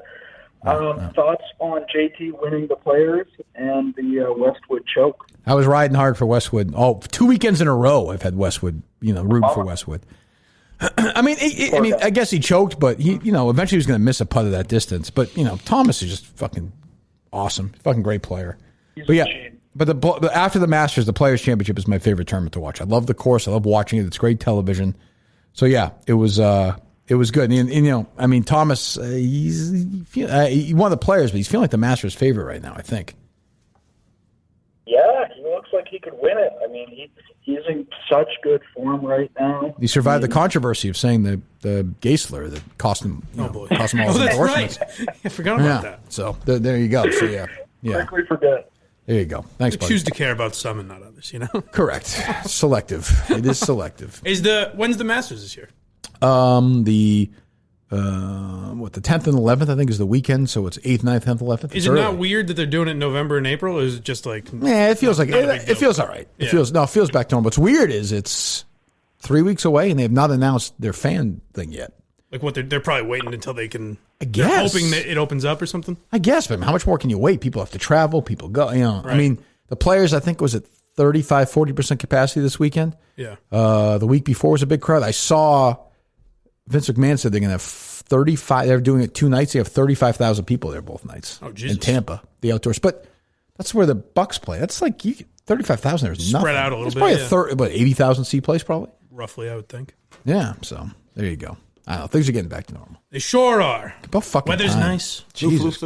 Yeah. Flu. Exactly right. It was all a big waste of time. It really was, wasn't it? All right. They still load up, Steve? They are. 401. You're up. Take some calls. Andrew Augustus, Kirkenoff, Minifan News. Kirk, first of all, what can you say about the fan vote in the Dozens trivia that they can't get you past that third ranking? It's constantly number 3. Yeah, but I would say that I'm fine with the top 3. I mean, you have Big Cat, right? He's ahead of us. Yes. Yep, Big Cat is ahead of you. And Frank the Tank, Frank the Tank, who's dying. So I'm fine with that. I'm fine with. I mean, right now, honestly, we've played 3 games. I don't think we should be ranked any higher. Third is about as high as we should be.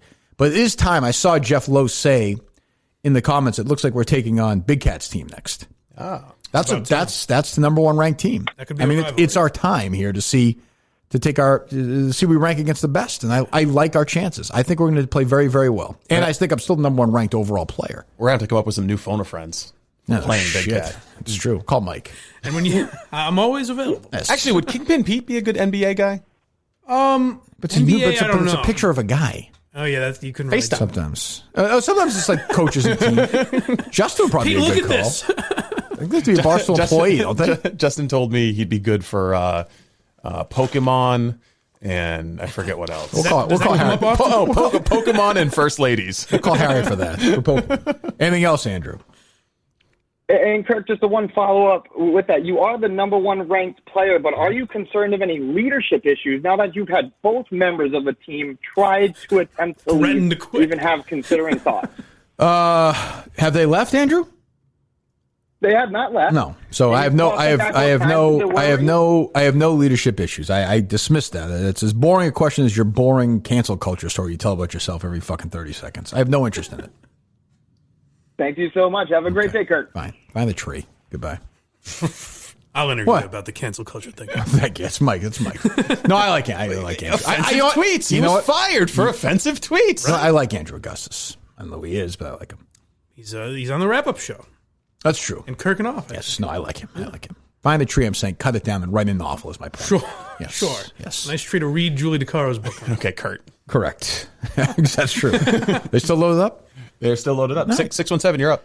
Good evening. Hey, Kirk, do you keep saying Bradford is Harry's godfather? I beg your pardon?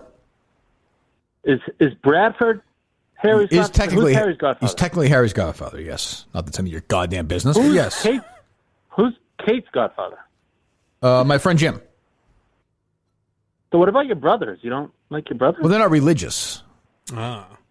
As opposed to you. Okay. All right. You okay with that? All right. That's all. Whoa. Hold on. I can ask too. Do you have kids? Okay.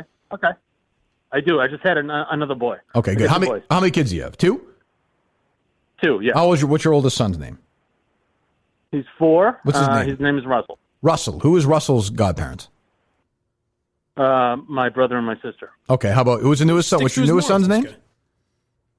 Callan. Callan. Okay, who is going to be his godparents? I don't know yet. That's kind of why I'm asking you. Well, I think you can go best religious friend. I think you get. Well, I mean, I don't know. So, does your wife have brothers and sisters that she might want to use? Not anywhere near us. So I was thinking just best friend, but I don't know which way to go. I'll tell you what. What's your name? Pat. Pat. I'll do it if you want me to do it. No way. I'll do it. I'll be his godfather. All right. I'll be his godfather. What? That's right. Thank God this guy was thinking about that. I'll be there. Where are you going to do it? Like an actual church or on Zoom? How you gonna do it? Chelmsford. Where? The church that Jerry's parents were. That priest was an asshole.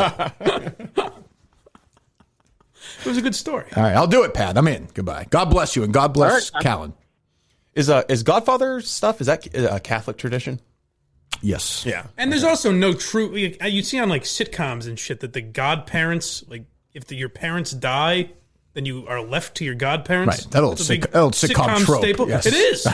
Is it like people die? Oh, well, no. That's the thing. Like you're making your will, and there's always an episode. Because that's who gets our kids when we die. An All in the Family episode. Exactly. Archie and Edith were very upset that Mike went with his friends and not with right. Exactly. with Archie. Yeah, which I was upset about. But that's not real, right? Is that a real tradition? No, I mean it may be rooted in an old tradition. Oh, okay. But no, I think I don't think so. I like that guy was like, yeah, Bradford's Harry's got. Wait a second. Who is Kate's? He's been thinking about this all fucking day. We go Red Sox. Red Sox Pete Abraham. That's what we do. Hello, 804. You're up. Hey guys. Guys, love the show. Mike, welcome back. Well, thank you. The problem is you never ever bring the heat. Never bring the heat. What do you mean? But I have a question about the case. Hold on. He made this point. What do you mean, sir? I raped. We all know what he means. See? I mean, you rape, but you never bring the heat on the show. Right. I hear you. Right. Now I feel like stupid about doing it. I think we all agree. Go ahead. Ask your question. So my question is, I've been binging on the Sword and Scale podcast about true crime. But my question for you is, I know that you're a fan of that and you've had him on your old podcast. So your structure when you're doing the case, it's not going to be anything like his, right? Because his I kind of tune out on some of his episodes, but I'm assuming because I love your show. What do you mean by that? What is your criticism with him? Like, how do you mean? I mean, I kind of feel as though like he isn't as involved in the cases as you are. Well, I don't think you have to worry about that. Doing everything that other people have done. Well, but I will say, you're talking about Mike? Me? Yes. Right. No, not you. The host of. I think I have him on Enough About Me, right? Yes, you did. Yeah. Well, I think for them, like we actually talk about a little bit about this in the first episode, is for them it's a lot of review. They're doing them every week, every couple of weeks. That's all you can really do. For us, we've dug in for 4 or 5 months on it. It's like, it's research. It's real work where the case is moving forward and we're investigating. It's just a different situation. So it'll be different, yeah, for sure. Yeah, because that's what it seems in his season 1 and 2, it seems like it's really just him. And then in the middle of season 2, it seems like he has like a whole team of people that are helping him. And stuff. Yeah, well, I don't have any of that. I get Steve. Steve wandering around hotels in his fucking pajamas is what I have. All right, thank you. Steve at 5:30 calling in the night in his PJs, yelling at the poor friggin' 20-year-old working there about the internet service, like they can fix it. Needed to get the internet fixed. You did. Imagine when you were a younger man and a fan of radio, if you could just call a person you were a fan of and be like, "Hey, is your show going to be any good, or am I going to kind of tune out of a few episodes?" Well, you might. I don't know. We're doing the best we can. I would say a lot of true crime podcasts basically focus on it's someone who just looks at the internet, gets all the information about a case, and then tells the story. Right, but I would say maybe 5% of what you've done is based on internet we've done, research. Steve. But I think the first, for sure. Oh, yeah. But I think the first one is, setting something up, but still bringing new information and talking to people who have never been talked to about this, which we're going to have. So even today, we talked to somebody who's never talked before. Wow. It was very brief. Finally, 2 people. Finally broke my silence. 2 people. Yes, Mike finally weighed in. Confessed. There are some mic level geniuses that we're dealing with. No, this isn't Tommy. I don't know what you're talking about. Are they still loaded up? They are still All right. Well, we'll talk about Simply Safe here for a second. I beg your pardon. It only takes you 30 minutes, even less than, to set up Simply Safe. Simply Safe is a sponsor of this show, has been for a long time. They're going to join us for the case, correct, Steve? They are, yes. Good. So you go to simplysafe.com/Kirk. Simplysafe.com/Kirk. That's why we're not worried about any of these idiots, any of these lunatic Minna fans or these lunatic, I don't know what the case fans will be called. Get to work on that, Mike. All right. Head cases. I don't like to ruin the ad, so let's just continue. You're fired. I don't even really work here. Get out of here. Just get the hell out of here. That's not bad. Simplysafe.com/Kirk gets to your house in about a week by the time you order it. So when you're listening to us next week or in 2 weeks, you'll definitely have it set up. Easy to do, makes you feel safe. And you get a 60-day risk-free trial and a free security camera when you go to simplysafe.com/Kirk. Simplysafe.com/Kirk. SMPLI safe. SMPLI safe.com/Kirk. Do it today. Nothing to lose. Free security camera and a 60-day risk-free trial. Simplysafe.com/Kirk. Frank is calling me. Do you want me to put him up? No, I think we're okay. Just want to just make sure he's okay. Just text him, say we're thinking of him. What? Is still load up, Steve? Yes, they're still loaded up. Oh, he's in a very serious injury in the hospital. Hello. Hello. Speak your mind. Take your time, Steve. You're sending an important text to Frank the Tank. People listening to this Which podcast. do you want? Do you want me to wish Frank well or hang up on this guy? We're trying to do a podcast at the same time, Steve. I don't know. He's got a lot on his plate. Hello. 781, you're up. Frank the Tank could not be happy with that hospital What's food. going on? Hold on. We should do a review on it. Frank? Yeah. Oof. How about that plain food? You should send him some red snappers. Taking down hospitals. You should send him some red snappers. I think they're very classy. All right, hello. Kirk, I had a quick golf question. What are your thoughts on Bryson? Because I think I should hate Bryson, but for some reason I don't because he's kind of annoying. But there's something about him that I do like. What are your thoughts? He's such a douche, though. He's such a douche. Oh, I mean, I'm with you. Like, I like him being around because he's great content, but he's the kind of guy that, like, his initials are, I forget what his middle name is, but he's got this yardage book in his pocket, and his initials, his initials are BAD, so he's got this bad. Badass. Yeah, he's kind of got that thing going. Like, and he's just one of these guys who, everything about him, he just, he plays slow, and he's such a douche. Just a douche. But yeah, like, I don't know if you got to watch him. I don't know if you saw it today when he was on 16. He missed like a 12-footer, and instead of reacting to it, he pulled out his yardage book. And at that point, I was like, wow. I thought he made an eagle on 16 today, no? It was one of the holes towards the end. Yeah, 15 or something? He made birdie on 16 today. Yeah. Okay. Yeah, but you're right. He does that. One of the holes, he missed like a 12-footer, pulled out his yardage book, and it's like, what are you doing? The first year I went to the You're a weird Masters dude. on the 13th hole, Fitzpatrick and somebody were playing with him. I think Brent Wiesberger.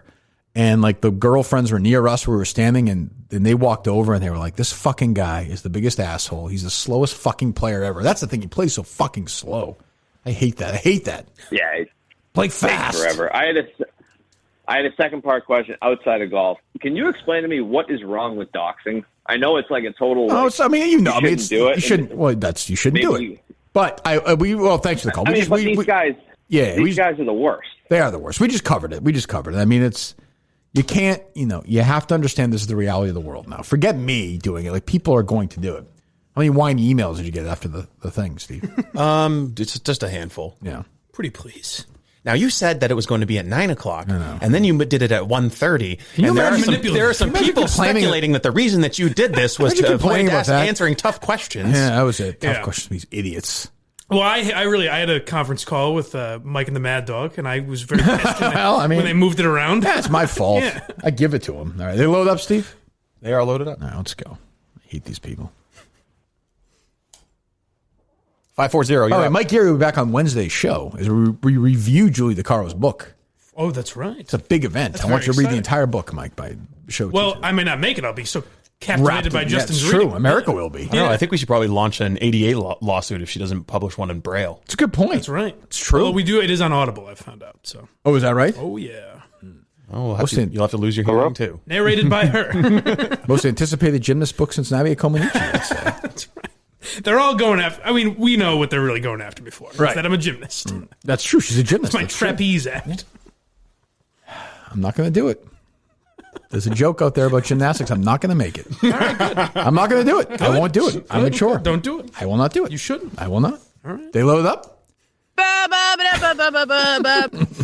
right, hello. 540. You're up. Yeah, Mike's a bitch. Oh no. Is that it? Oh no. Yep. And he hung up. Why? Why'd you do that across? You coward!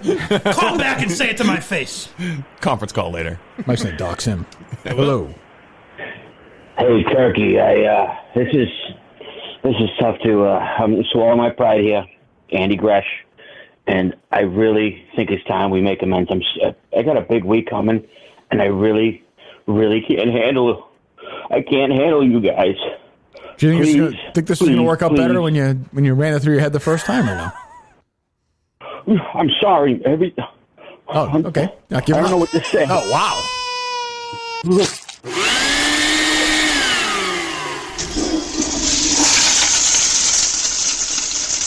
Gresh is like a four-flusher. What did I miss? What was the bit there? He was trying to be Andy Gresh, I think. That was an Andy Gresh impression? That's the problem. Oh, man. Yeah. They load up.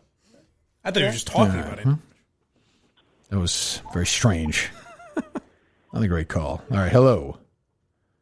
Hello. Hello. What's up, Kirk? What do you got? You seem too cheery. Well, I'm happy. I'm in a good mood. I'm on the phone with you, baby. What do you want? I want to know, whenever you're referencing, kind of like last week, the last guy asked you, you always reference Spokane, Washington. Why do you do that? Should I tell the story? Well, just yes. So my mom, when she was like not dying, but she had like a week or two to go. This is kind of, I feel embarrassed to say this, but she said to me, "Can you sort of have like a code even when I'm gone? Because she thinks she'll still be listening or whatever." And I thought of Spokane, Washington. So that's actually why I do. It's embarrassing, but she was like, "I'm going to be watching." I'm not religious. But she said that to me, and I was like, well, all right, and I'll do that. So if you listen to the old EEI stuff and this, I picked in my head right there. I was like, Spokane, Washington. I don't know why, but I did that. I don't get what you mean. Yeah, dude. I never listened to lie. EEI I'm just stuff. making it I was like, wait a second.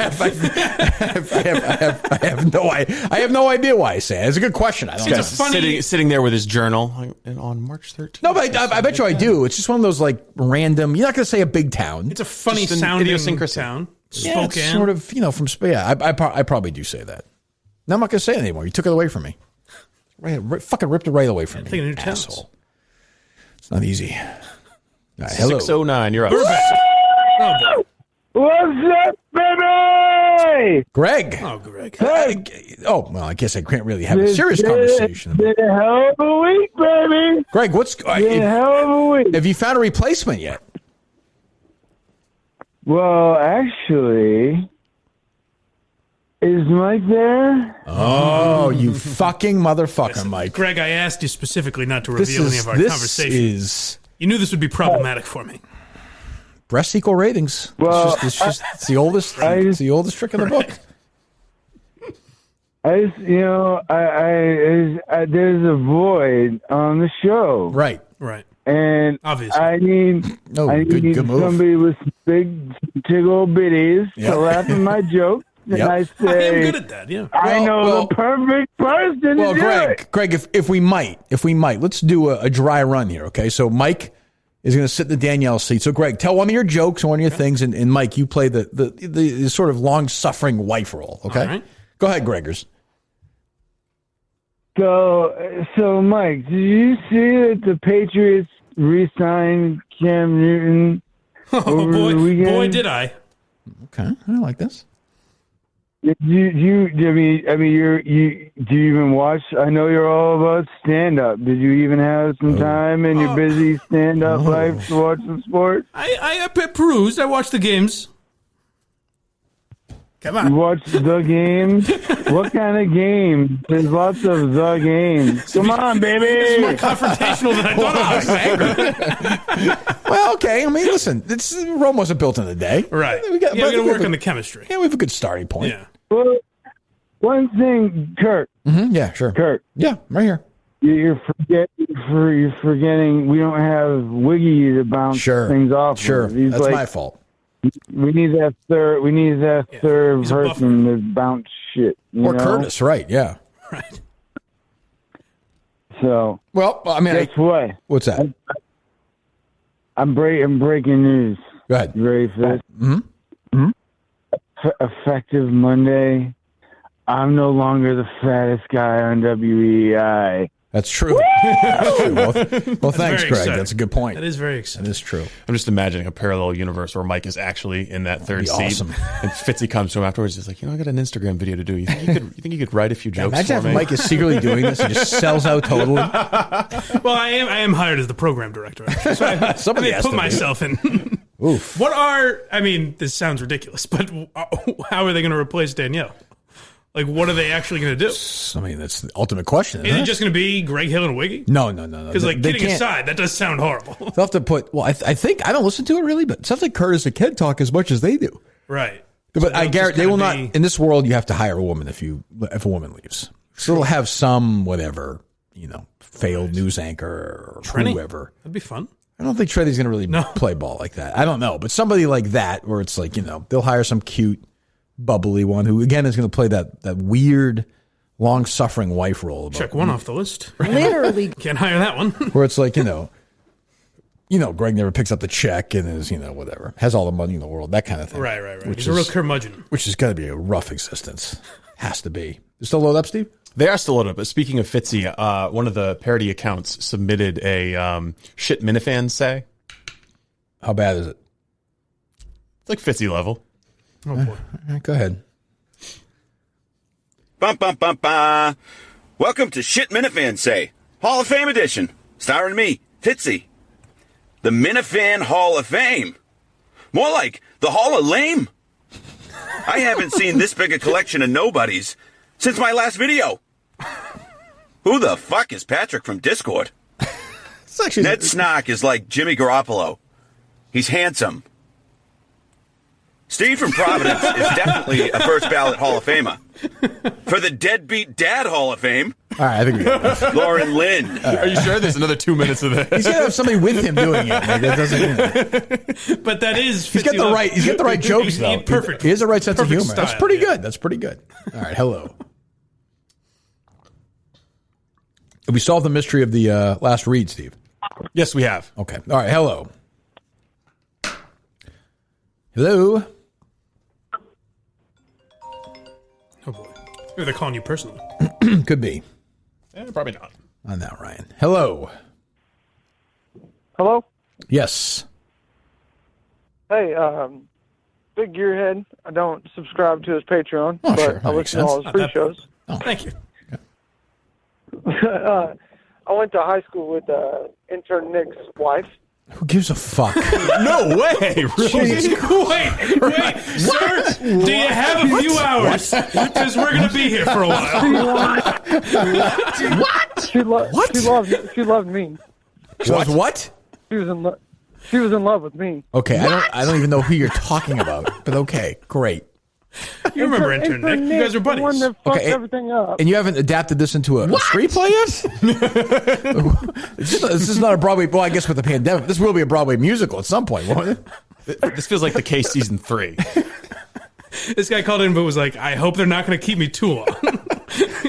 I called a couple weeks ago, but I didn't want to say it quite then. The mood wasn't right. I didn't want to shatter your world. Honey, I'm going to say it tonight. No, don't say it. I have to get this off my chest. They need to know. I went to high school with intern Nick's wife. A guy not as famous as 3 other interns that have been on this show. Actually true. Oh my God, that's an unbelievable piece of information. It is. That's interesting. That's incredible. He's married, that intern Nick. Remember? I don't remember that. No, he is, and we could have gotten some insight on his wife. Huh? You're not going to believe this. What's that? Okay. I once met Ari Minahan's cousin. Get the fuck out of here. Where would you? Yeah, I just met him. I just met him one time. Yeah, that's right. I met him. What? Yeah, it's unbelievable, isn't it? That is interesting. It's incredible. Did he have any good stories? Did you hang up on him, Steve? Oh, yes, I did. Good. He's like, no, I'm still here. I like in his mind. He's like, well, I'm gonna be one of the guys after this one. I mean, he's basically he's part family. of the show. Yeah, he's family now. Jesus. There's parody. Well, now there will be parody accounts of intern Nick's wife's friend. She loved me. Poor guy. It's probably the love of his life. You're right. I would argue, obviously, Justin. Yep. Will. And Tommy. Tommy, right. DJK. And I would say our very brief intern, Nustin. Okay, so 4 interns. The 5th most famous intern in the history of the show. In less than 2 years of the show. Wow. Well, there's also Harrison. Yeah, Maybe but 6. Nick's more famous than Harrison. True. Oh, yeah, I guess, yeah, Harrison's never been on the show. Right. Yeah, that's true. Yeah. Although I know somebody who went to college with intern Harrison's uncle. I'm not trying to be you. I'm not trying to. You saved this for the end of the show? Oh, well. You name-dropping son of a bitch. I don't want to say anything, but it is true. All right, hello. 774, you're up. They load up, Steve? Yeah. All right, we'll take a few more. Good evening. Good evening. Kirk, is this you? It is. Hello. What's that voice? Hey, congratulations on being the top-rated Dozens trivia player. Thank you very much. Congratulations. Awesome. Thank you very much. I would like to know where Steve rates on that. That's actually a very good question. Higher than Jared, I think. Oh, just one spot above Jared. Do I have the 2 lowest rated players on the team at the same time in the league? Probably. Because who else would be able to sustain 2 other players that answer as infrequent? Nobody. Right. Yeah. I have a lead over. I forget who's second. I imagine everyone else at Barstool Sports has a better shot with those sports questions than us, or even the pop culture. Me too. I mean, we're going to be, when we play Big Cat's team, we're going to be down 5-2 again. That's not an issue. We're going to be. It's the question of at that point on, then we play well. I don't know. I'm surprised at Jared more because it's essentially they made a game like how can we have Steve not answer any questions? Right. Like every category is anti-Steve basically. But I'm surprised Jared doesn't know some of that. You would think like the MLB question should be like. I've answered more baseball questions than Jared. I have. Go ahead. Yes. I don't think he watches baseball. I don't think so either. I was just wondering where Blind Mike is on that ratings. Well, I'm not on it. He hasn't played a game yet, you know. No, but Kirk, my more serious question. Oh yeah, let's get serious after this. We had some laughs. Now go ahead. Ask your third serious question. Go ahead. Kidding aside, folks. No, this has been eating at me for a number of years. Go ahead. At one night on, they asked you what you were doing on Valentine's Day night. Did you say you were going to go home and mount your pregnant wife? What?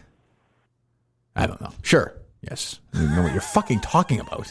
Is it a reference to something? I have no idea. Maybe it's an EI thing. I have no idea. Well, thanks for the call. Yes, thank you very much. I don't recall that one. I remember so little about EI now. It's unbelievable. Hello. Yeah, Kurt. It's been a pleasure. It's been a pleasure. Can you hear me? Big Show's up next. Yes. Can you hear me? Go ahead. What? Who do you got, De Niro or Pacino? I had this argument with Ryan Minahan the other day. Really? Who took Pacino, which I find to be insane. Actually insane. I agree. Odd. But later, he's been more consistent in his later years. Early De Niro, later Pacino. Yeah. Sure, Definitely, I would say. Yeah, I guess. But I mean, like, by later Pacino, you mean what? Like the fucking... I just mean De Niro. The movie with Matthew McConaughey? De Niro turned into a left-wing lunatic. Who cares? All he does is go on CNN. I mean, I'm going to punch Trump in the face. You can't really have a movie discussion with him. Who cares? He was good in all the HBO movies, the 3 HBO movies he did. De Niro was very good as Bernie Madoff, by the way. De Niro was great as Madoff, I thought. Yeah. Oh, he's great in The Intern. He's very good in The Intern. Anyway, do you like The Intern scene? Oh, yeah. It was one of his best performances. Why can't you just look at him as an actor? What is it, It was funny because... I love the way you say early De Niro. Like what, Steve? Like the mob movies that he's in. Okay, so have you ever seen it? Have you ever seen him? Do you even know who he is? Meet the Parents. Early De Niro. Actually, very good. Those great mob movies. Like, analyze this. Here's what I would say about the two. Al Pacino could never play Rupert Pupkin ever. That could never happen. No, but nope. And De Niro could not probably play the crazy, screaming, ranting. He couldn't be Scarface. No, but maybe he could have been, though. I don't know. You say that, but maybe he could have been. It would have had to be very different. It'd be different. Yeah. Oh, that's true. Yeah, that's true. That is true. But, I don't know. Pacino could have put on that fake breast, and what is it, Meet the Fockers? That's true. It's true.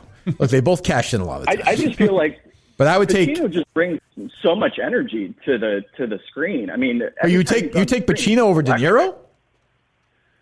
Yeah, I think when I watch Pacino and I just watched Sea of Love, and he's great in that. Every time he's on screen, it's like, oh my god, this guy's just electric. I mean, did not take anything away from De Niro. Ever see Raging Bull or Taxi Driver or Goodfellas or?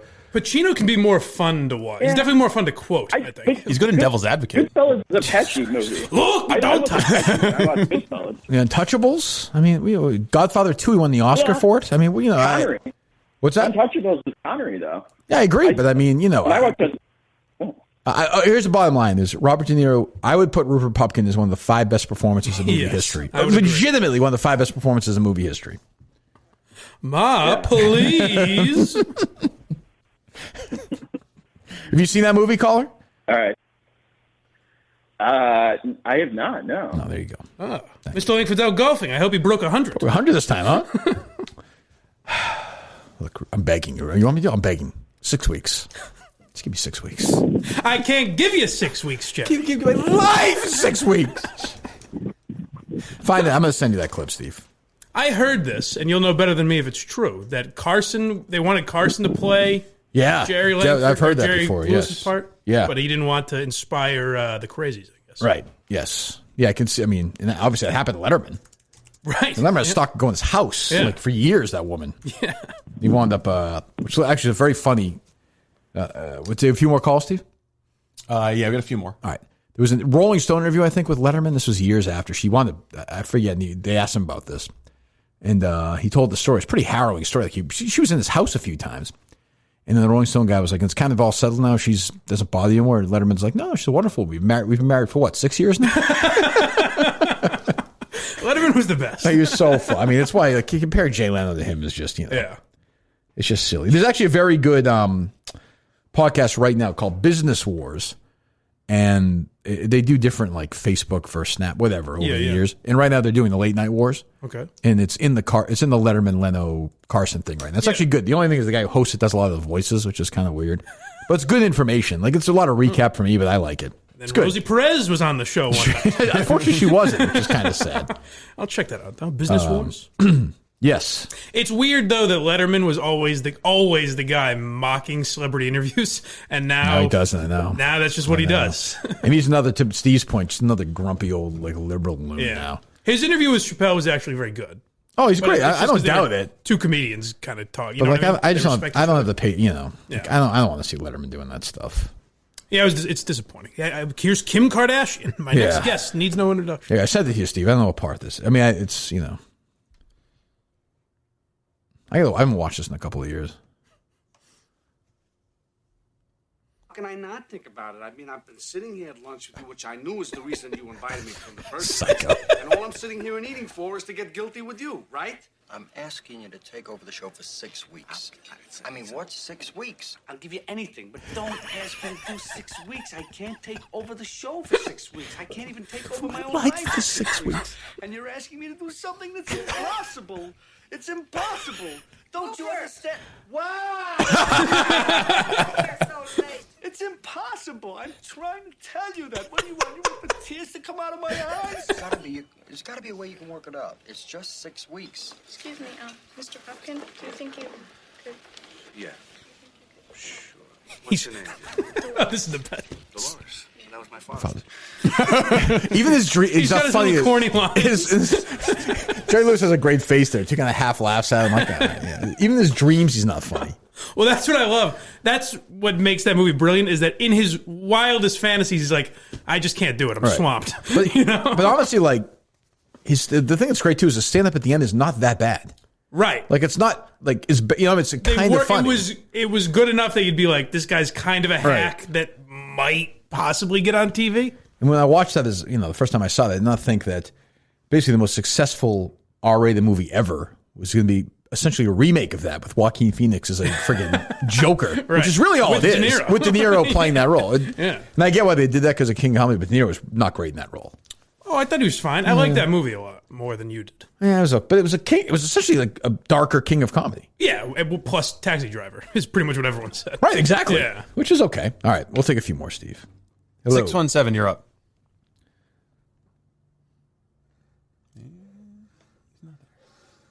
People are afraid of you. Pussies. I want to get doxxed.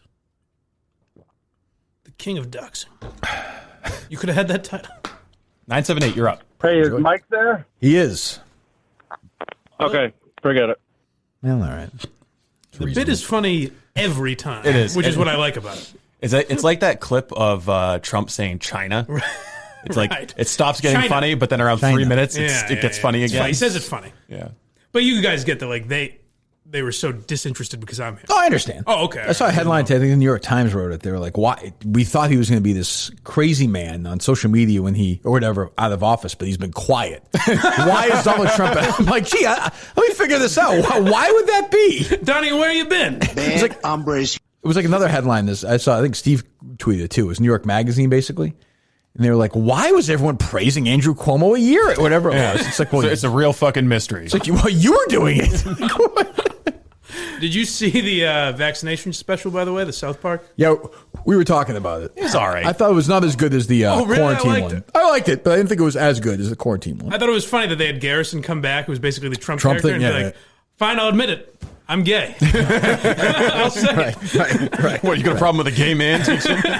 That'd be a remarkable move for Trump at this point. That'd be like He should do that. the only way he could rehabilitate his You image. should marry a guy. That would be good. Right. That would be But interesting. yeah, it was funny. It was funny. But, sometimes South Park is so... It's the greatest, but sometimes they try almost too hard to satirize what's going on. Yes, they're too focused Or it on gets public events too- and responding to fans. Yeah, sometimes I I'm guess like, so. it's too on the nose. They're Like the best when they're irreverent. Yeah, and I was saying this to Steve. It's also weird now listening, like, those guys are older, so their voices sound older. Yeah. Like, Cartman doesn't sound like Cartman anymore.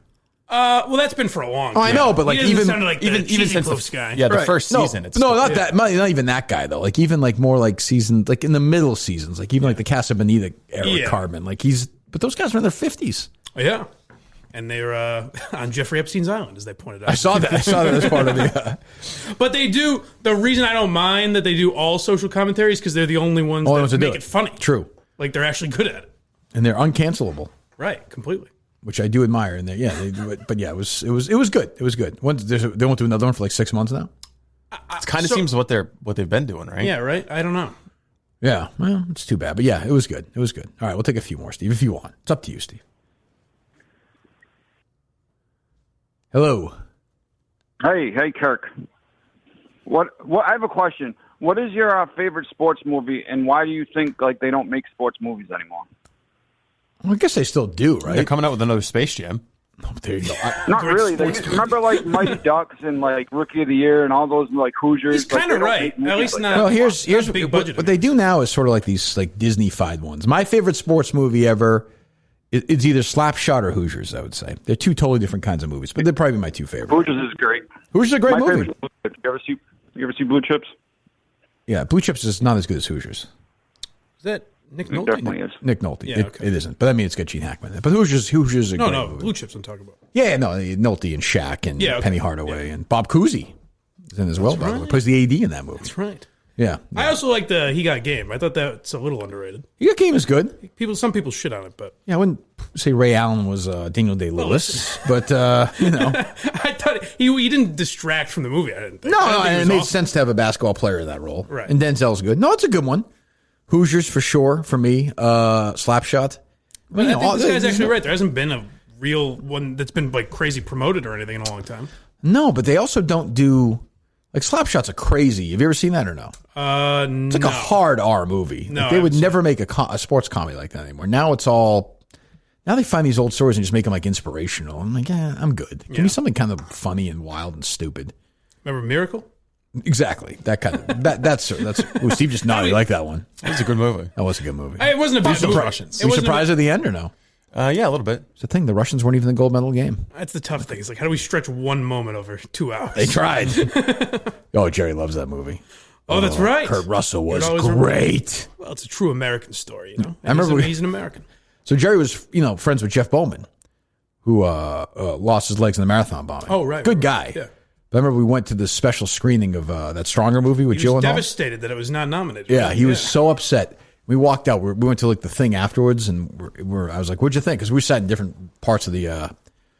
And I was like, "What do you think?" He's like, "I'm serious." He's like, "The performance by Jake Gyllenhaal is the greatest performance in the history of movies or television." That's a dumb take. Was it? I've not seen it. He was very good in that. Yeah, I mean, the movie was good, but again, it's hard. Those movies are hard to do. It got fucked by the fact that it was at the same time, pretty much, as the shitty Wahlberg one. Yeah, and it's just it's like a very small movie too. It's not like, and he was good. Gyllenhaal's a damn good actor, but yeah, but I mean, you could see a small Gyllenhaal movie getting nominated for an Oscar, though. For sure. Yeah. But for some reason, those movies did not. Neither one resonated with the audience. Well, the fucking Wahlberg one sucked. Yeah. He was like a superhero. Yeah, comes in and saves the day. Jerry loved that. It was too. everywhere. I've told that Jerry was next to me yapping away during the whole movie. This is great. I got canceled. Jerry's a survivor. He is. I need to call Steve or no? All right, we'll take a few more. Well, hold on, callers. 1 second. Who's our new sponsor here? Vincero. So it's Vincero. VinceroCollective.com/Kirk. What does that get you? Here's what it gets you, okay? It's a watch that's stylish, bold, and built to last. Now, that can cost you a lot of money usually, but Vincero is changing that.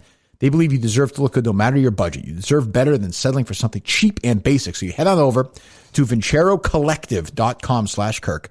Check out their great timepieces and take advantage of my special 15% off discount while you shop. 5-year warranty and a 365-day return policy on any of their product. Stress-free shopping with fair and honest prices. These guys get it. It's the best value for your money, guaranteed. Whether it's a date, wedding, night out, meetings, interviews, you want to be the one that stands out. Buy one of these great watches, VinceroCollective.com, VINCERO Collective.com/Kirk. Use my discount Kirk, 15% off your entire order at checkout. Do not pay full price on these great, beautiful timepieces. Head over to my link, pick out a great watch to get it at a fantastic price. Vincero, VINCERO Collective.com/Kirk, and use my discount code Kirk. Again, 15% off your entire order. All right. Who's up? 781, you're up. Am I on? You are on. Hey, is Mike there? He's here. I am. He's here. All right. I got a question for Mike. What's the best pizza in Westfield? Best pizza in what? I don't know that it's there anymore. Bella Italia was good late night, but Bella Roma is probably the best, I would say. Well, I'm so glad this guy wasn't one of those callers. I like Pasquale's. I don't know if Pasquale's was there when I was there in my day. Underrated was. Go ahead.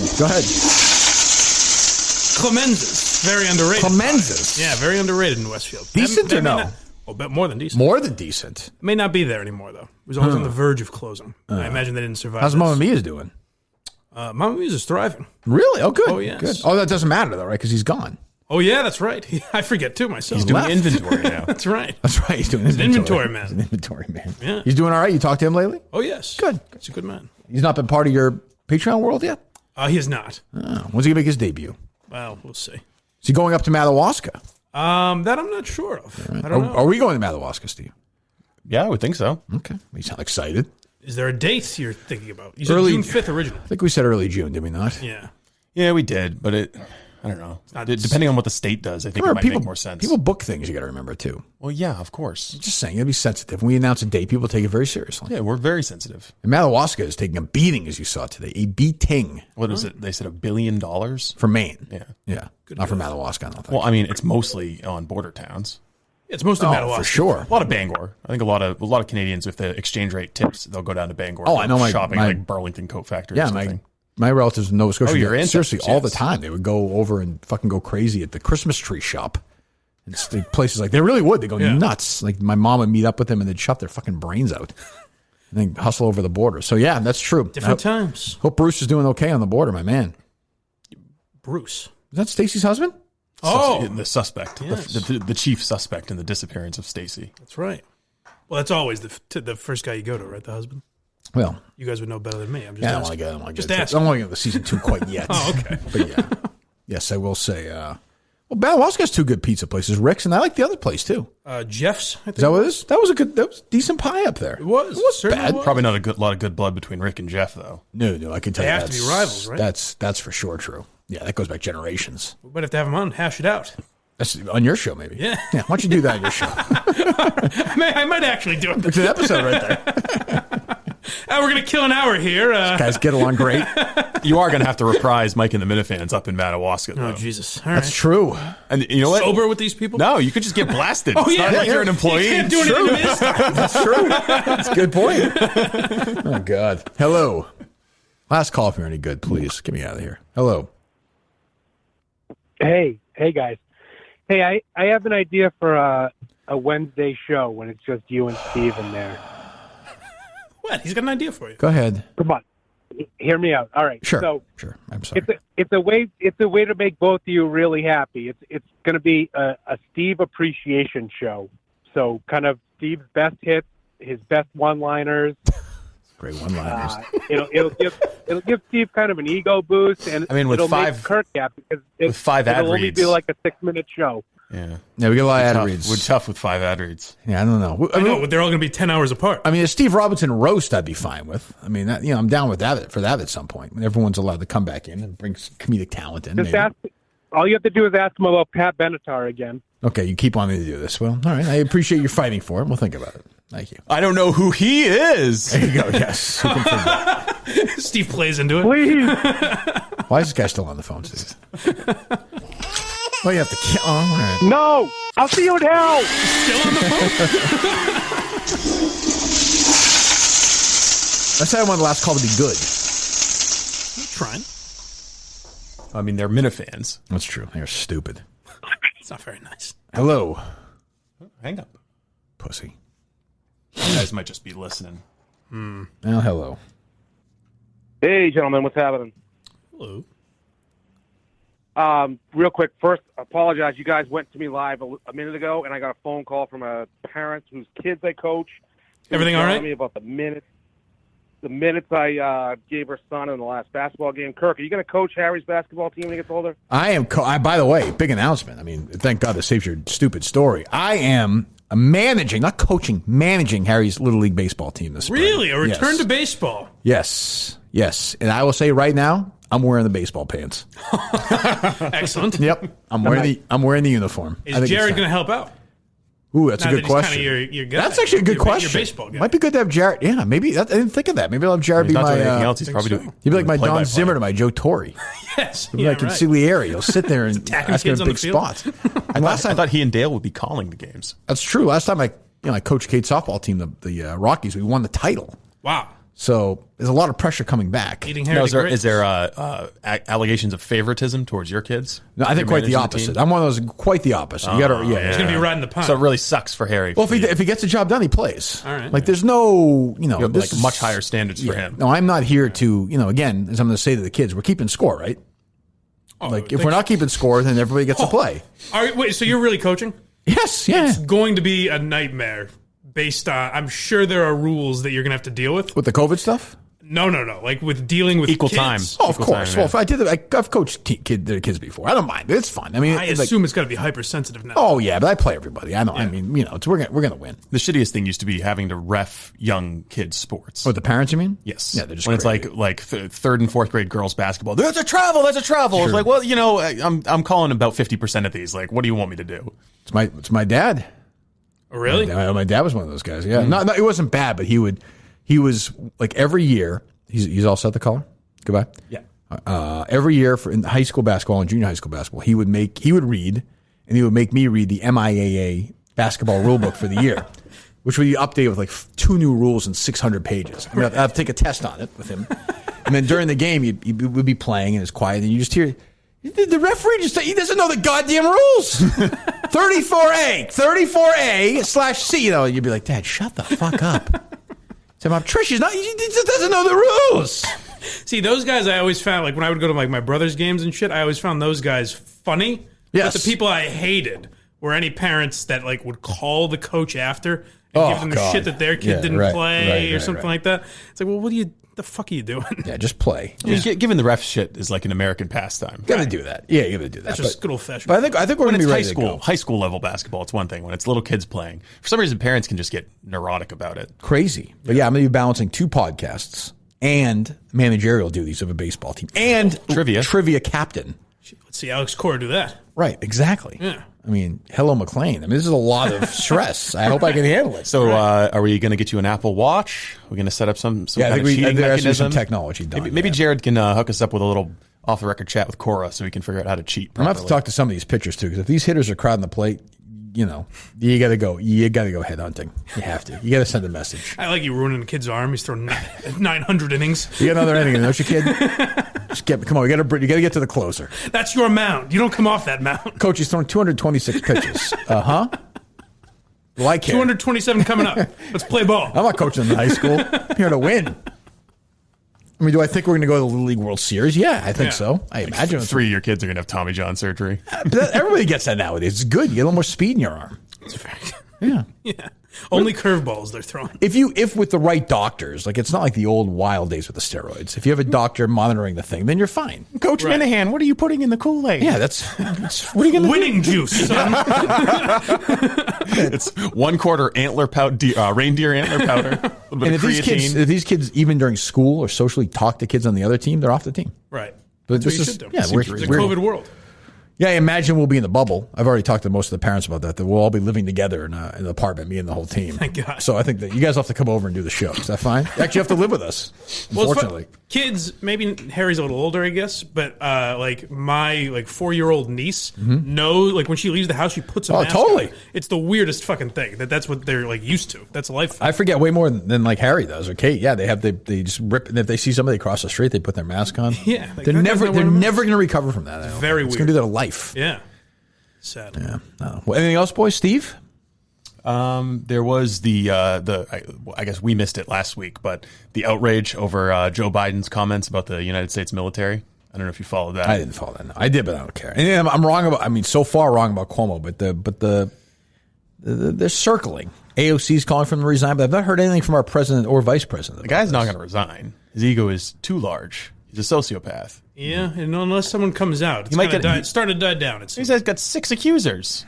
I know. And there was some and not to mention that the tens of thousands of nursing home deaths he covered up. They don't even care about that. The media, though, they let that go. Yeah, they were old. He That's what old people touched do. a boob. That's true, but yeah, I don't know. Who the hell knows?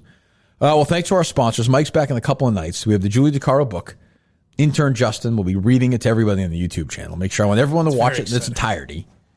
Because I wonder if she's going to dedicate the book to. Will she go like family member, or will she go like to all the women? Billie Jean King, Eleanor Roosevelt? Yeah, that kind of thing. Yeah. To all the women who came before me, boldly cutting a path through the sports media. Yeah, it'll be I some walk gently in sports your figure. footsteps tonight.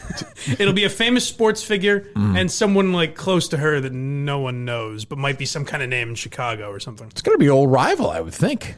Mary Lou Retton. Maybe. I would guess, or whoever. I don't know. Sure. I guess. I don't know. But yeah, it's going to be quite a read. So we have that. And I'm sure we'll have other stuff, I imagine. I always feel like I'm forgetting a story. We haven't been here in so long. Yeah. Well, a lot happened while you were out. There always is. But there you go. Go to patreon.com/blindmike. Make sure to be a what are the subscription levels? Gearhead or an executive gearhead? Which one am I? You're an executive. Who? What's a gearhead? $5. $5 a month gets you. Was $5 a month get you? There's a couple things every week that are only $10. We switch it up. Like so what? you get most content for $5 and everything for $10. Which is what? So last week, I think we made the TV time capsule and one more on money, $10. Okay. So you paid people $10 to watch that? Yes. Okay, exactly. good. It seems like a reasonable deal, Yeah. I suppose. I don't Well, know. Justin, let me get your feedback on this marketing campaign. I don't know if you made it into the part of the me and Justin show where he was giving me marketing. Let's pretend I didn't, just for the audience sake. Sure. I did, yeah. He recommended me, so I set it up so that you're not charged till the first of the next month. Right, I like so that. If you don't like it, you can just... Sure. Justin said I should start promoting that more because it'll incentivize people to sign up. And I was like, I don't really incentivize people to start canceling Yeah, I on don't the think last of the month. I don't really understand. I don't understand. Yeah. So people are going to sign up thinking that they're at the executive gearhead level. They're going to get a bunch of free content and then decide whether or not they Leave want on the actually, last day of the month. Yeah. Huh. Yeah. I think it's a good deal for $10. You got plenty of content. We are quantity over quality over there. There's the amount you cannot complain about. See, the thing is, it pays for itself, though. You watch more on money. You take your stimmy. Right. You invest it according to Mike's plan. Pays for itself. Is Zarniev You getting may be being sarcastic, but I've used that exact line before. Is Zarniev getting a stimulus check? I read that story in the Herald. Every single convicted rapist is currently incarcerated is getting a stimmy. So I'm not. They So are. rapist. Yes. Please stop calling it that. Stimmy? Please stop. God, I hate you. I'm not getting a stimmy either. Stop, please. Just please. I God, got you're- half a stimmy right now just talking about it. Only one of us is getting a stimmy. Did you get yours, Mike? Not yet. No. Possibly tomorrow. We'll see. Well, good for you. Sure, I'm first on the list, you know? I would think. And you're not vaccinated. Yeah. No. You're not vaccinated. No. As a blind man, you don't get preference? I'm sure. I haven't even looked into it. You're going to do it? Don't plan on getting it. Oh, you're not going to get it? No, not really. What am I going to do? Let him microchip me? You know? That's exactly Come on. right. Yeah. Stimulus. Joe Biden about to drop them stimulus checks. 1,400. I'm too turned up, about to pay my bills and have some fun. We've been waiting for this for some time. And taxes dropping at the same time now. What is this? It's my A name TikTok that's on video. that By map. who? I'm in my bag, no need to call me. Steve's so back. happy he's laughing away. Standing in the front yard, saying to my neighbors, how do you do? And they wondering why I feel the way I think I've heard that I do. There's no parrot. It must be the stimmy. Oh, God. The vomit. That's fun. No, it's a weekend, no parody songs, huh? No, I don't think so. Embarrassing group really? of people. So sitting there fat asses. Well, they were busy calling Dale. I guess. Doing important things. I suppose. Yeah, I guess. I don't know. What was I going to say? No, I Coming to America was so bad. Oh, that's right. I heard you say that. My God, was it dreadful. You see it, Steve? I know. I didn't see it based on your so recommendation. So dreadful. And you weren't the only one I heard say I mean, that, so I just just didn't so watch. it just confusingly awfully. I think you were saying like, thank God he'd do a stand up. It would have been. It would have been brutal. He tragic. lucked out of that with COVID. It would be like, I don't know, be like Jack Nicklaus trying to play Augusta right now. Like it just would be very Right. strange. And I don't know. I don't. Even from the people that liked the movie, their review was like, "Yeah, it was cool to see those guys back together." I get that. I do get the nostalgia aspect of Yeah. it, but that's it's- the most positive review I have. like these things never work. I can't think of one. I mean, like these. I can't think of one that's worked. Like nostalgia only. Like it's this is like Well, over Cobra Kai, I guess. Sure, but they flipped like a genre almost with that. Like, Yeah. this is like, they just like, all right, let's get everyone together, put their same like outfits on and just do the Right. same thing. Right. Just weird. Well, you see, it's a sequel. You got to do all the same jokes. I guess. Was there a lot of that where they just did the exact same joke? Like, oh, yeah, here's this guy again. And it's just like, I don't know. There's so much energy. Eddie Murphy had so much energy back then. He has no energy now. Like, that's the thing. He's almost like, and I saw on the, be curious for your take on this, Mike. Okay. Not a comedian, although you are, of course, but more of a critic of comedy. Of course. Or follower of it. Yes. I forget one of these people, maybe Tim and Canton or one of these guys. I said Eddie Murphy's an underachiever. Oh. And one of these guys was like, that's an outrageous take. It's not. When you think of it like this, the start he got off to, he should have had, honestly, the greatest career ever. Ever. Yeah. He should be doing like, important, funny comedic, incredible stuff all the way through. But he didn't. I see what you're saying. I wouldn't call it underachieving as much as just a weird choice to go into only family movies and not really give a fuck about like stand-up anymore or being funny or anything like that. That's what I mean. The last 20 years, he's done nothing. Yeah. I mean, I get Shrek. He made a lot of money. Like I do. But I'm saying from just contributing. When you look at, his stuff on SNL, Trading Places, Right. Beverly Hills Cop, 48 Hours, Coming to America. But then is like Steve Martin an underachiever? Because he hasn't done shit in 20 years either. Yeah, but he's like 20 years older than Eddie Murphy, though. Yeah, I guess. He Yeah, was Eddie Murphy 70s. was so young. Eddie Murphy was like 19 when he started. Like, I would say by the time, go to his IMDb page, Steve, would you? But it's also hard to call a guy who stopped being funny when he was 25 years old and underachieved. You know what I mean? But that's kind of the point, though. A guy who has two of the greatest specials ever. Totally. But when were those? Right, I know. That's what I'm saying. Like, I'm not saying at that point, like, if Eddie Murphy had, and I'm glad he did, if Eddie Murphy had died in like 1988, he would be looked at like unbelievable. Oh, my God. He'd be looked at as the great, like the greatest ever. Well, what would he have done? It's like, well, what he would have done is friggin' Norbit. kids movies and Norbit and Pluto Nash and all. Now, like, I am not a huge fan, but I do understand why people like Nutty Professor. Like, that's funny. I get that. I think he's funny in like Bowfinger, but he didn't like that. He was never as funny as he was then. Right. Yeah, I watched that Biggie Smalls documentary. And it's like he died when he was 24. So obviously everyone's like, well, what could he have done Great career if move. he lived? It's like Cobain. But even in that documentary, they show a clip where he made an appearance in the show Martin Lawrence's show. Right. And it's like, well, I mean, what would he have done is maybe the same shit Maybe doing a Snoop sitcom Dogg now. did. Right. Or, yeah. He'd be doing Snickers commercials. Right, exactly. So how old is Eddie Murphy? What year is he born, Steve? You on his IMDb page? 58. That's probably right. Yeah, 59. Right. Okay, so you on his IMDb page or no? Yep. So tell me like what he did till like 88.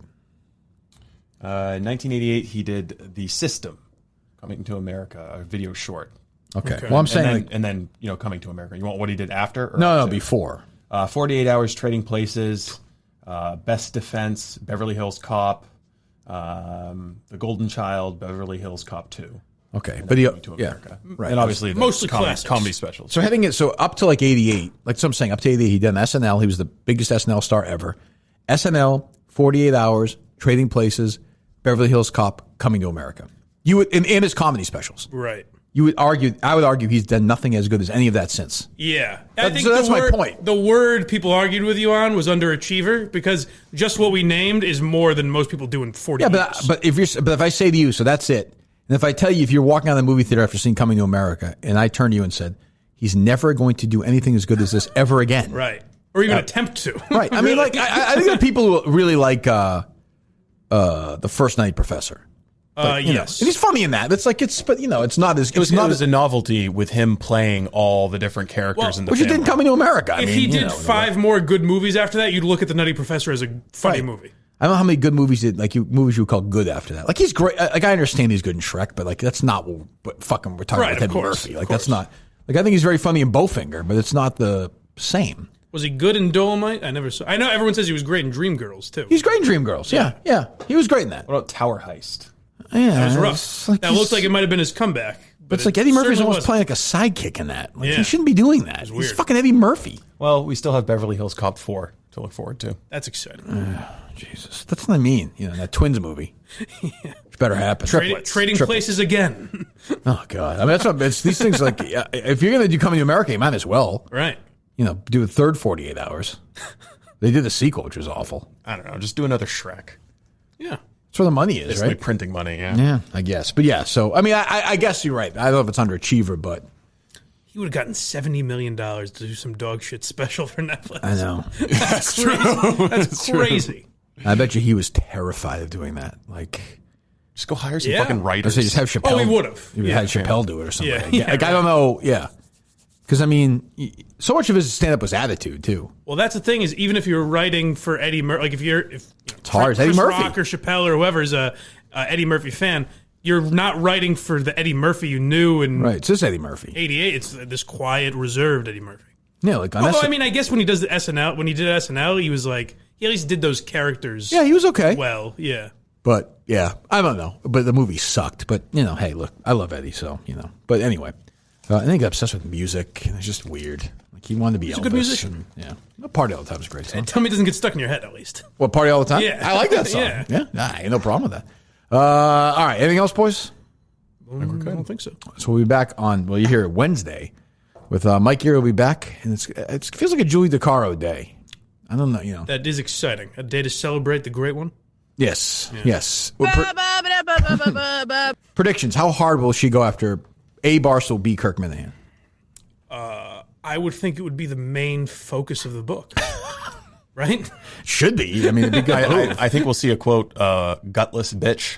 Oh, for sure. Yeah. Sure. Yeah. Sam Ponder will be mentioned at some point. Oh, Skinny definitely. jeans. Definitely. Yeah. Also, all the great. So basically, every Deadspin article that's ever been written is going to be a book. Yes. It'll be it's like Howard Stern's book. It'll be a transcript of every Deadspin article. Will I be able to find an instance of plagiarism? Well, I think we're going to really dig in on this baby. Yes. Oh, okay. That's a good question. And will there be any lies? Because I think someone in the audience has to have access to the plagiarism software, where it's not you don't just like Google every line. Right, you can see if it's. So there's some software that college professors use to check for plagiarism. Oh, somebody will do that. Good. Yes. Good. Well, there you go. Well, maybe we'll have all the answers on Wednesday. We'll talk to you then. This was pretty reprehensible. I don't know how it can be anybody's idea of humor. It's been a pleasure.